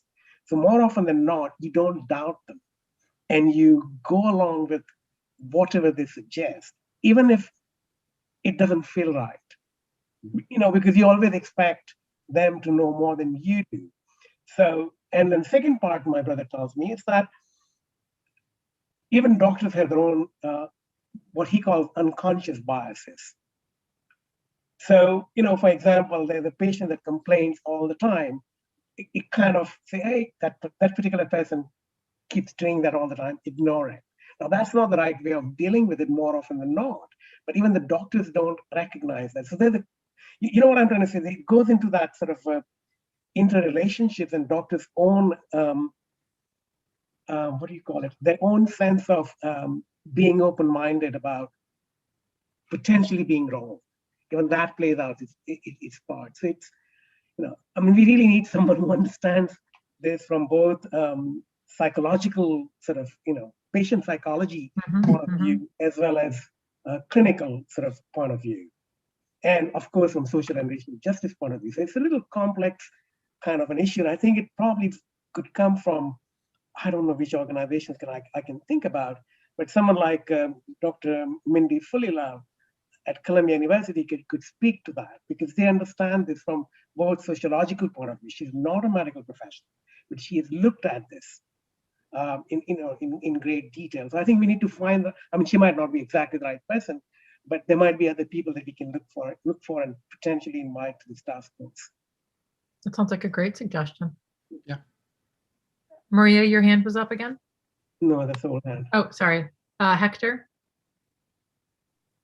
Yeah, I just wanted to clarify, folks don't know, the role of a patient advocate is basically, it's supposed to be entitled to represent look out for the rights of the patient. But unfortunately, there is some bias there because there is no real regulation as to who can be a patient advocate. They can work for a hospital, they can work for an insurance company, they could be a social worker too, or a nurse who works there as well. And that is, that creates a wider issue there, along with the fact that most people don't even know that the existence of a patient advocate, unfortunately. The education process is not there in place. They're supposed to be, they're supposed to let them know if there's an issue that these folks are here to help them. But I think the system of the patient advocate and the role of it is broken somewhat. So they're not always looking out for the patient like they're supposed to be. Their role is that is their title, but they are not really advocates for the patients in some cases, unfortunately. So it's basically a position that was put in place to say, hey, we care, we have someone looking out for you, so you're going to be okay. But in essence, they're just there maybe as a paper pusher, or just to show that, they're trying to do, they're advocating for the patient, but they're really not. So it's more of a show than anything else. So I think there needs to be a little bit more enforcement, regulation on that part to make it a little more stricter guidelines for that, to protect the actual rights of the patients, no matter what background or color or race they are. So. Thank you so much for that, Hector. I really, I completely agree with you 100%. So I'm going to do some research into that and talk about the letter. And write something about that in there as well. Yeah, that's great. Really helpful. All right. Well, it sounds like, that having somebody speak to biases in healthcare for people of color would be really great. And Viren, it sounds like you had an idea or two about who to suggest inviting. So I think that's really helpful, thinking about one of our next meetings. That's great. Oh, I think we're also next meeting, we're going to try and have somebody come in and do bystander intervention training. And potentially someone from AAF. Yes. We might have someone come and join us. Yeah. So we've a couple ideas for the next meeting, exactly. And Madam then I guess Chair, we have a question in the Q&A. I just wanted to I'm just trying to read that. It's just a suggestion. It's a book reference, and I'm going to try and see if I can email to you or everyone. Written by one of my college professors. Good read about infant mortality in the US. It's an academic book, a pretty short one, about 300 pages, but I think it gives a great insight into infant mortality in the US. and that's from Rosny Rosario. So I'm going to copy paste and email it to everyone, because I don't know why, but the chat function has been disabled, so I can't put it in the chat. Right. Okay. Great. Good. And then I guess just I'm mindful of the time before we finish up this evening. Is there anything that we want to think about? Give me just one quick update, and I think I should probably forward that letter. We received a reply from District Attorney's Office, Vance, and that PDF I will share with the task force members. Lovely. It will be, I think it'll be posted on CB4's. It was sent in the supporting documents for this meeting. Yeah. But you're right, but we should just send it out to the whole task force anyway, just to make sure everybody sees it. That would be helpful. Actually, the question I was just going to ask is whether or not there's any letter we want to write in connection with sort of the summer youth employment stuff. That's all. I mean, I think we got a lot of great information, and there's going to be more follow-up, which is wonderful. That's what I was suggesting, that I think more than writing a letter, I think we have a bunch of questions that we want follow up from SYEP. So if Josephine, James, and others who had those questions, if you could forward them directly to Jesse and CC us, or whichever way it works for you, and then we can, combine them together into one note, whether it goes as an email or a letter, as long as we get the feedback and the follow-up response, that will be good. That'd be great. Yeah. Okay. And same thing for Google also, because there's some questions that might not have been answered. And even if you think about something that you didn't ask, feel free to jot it down, and we can forward them. And I also think it's wonderful that they've asked, for us to sort of put together a list, and obviously we'll talk to the rest of the community board, but like to put together a list of some priorities for our community. I think that's awesome. Yeah. Okay. Sounds good. Anything else for this evening? Or are we all ready to go stand up after all this time in our chairs? Motion to adjourn, and thank you, Madam and Mr. Chair. Thank you so much. All right. Thanks, everybody. Have a lovely Tuesday evening. Good night.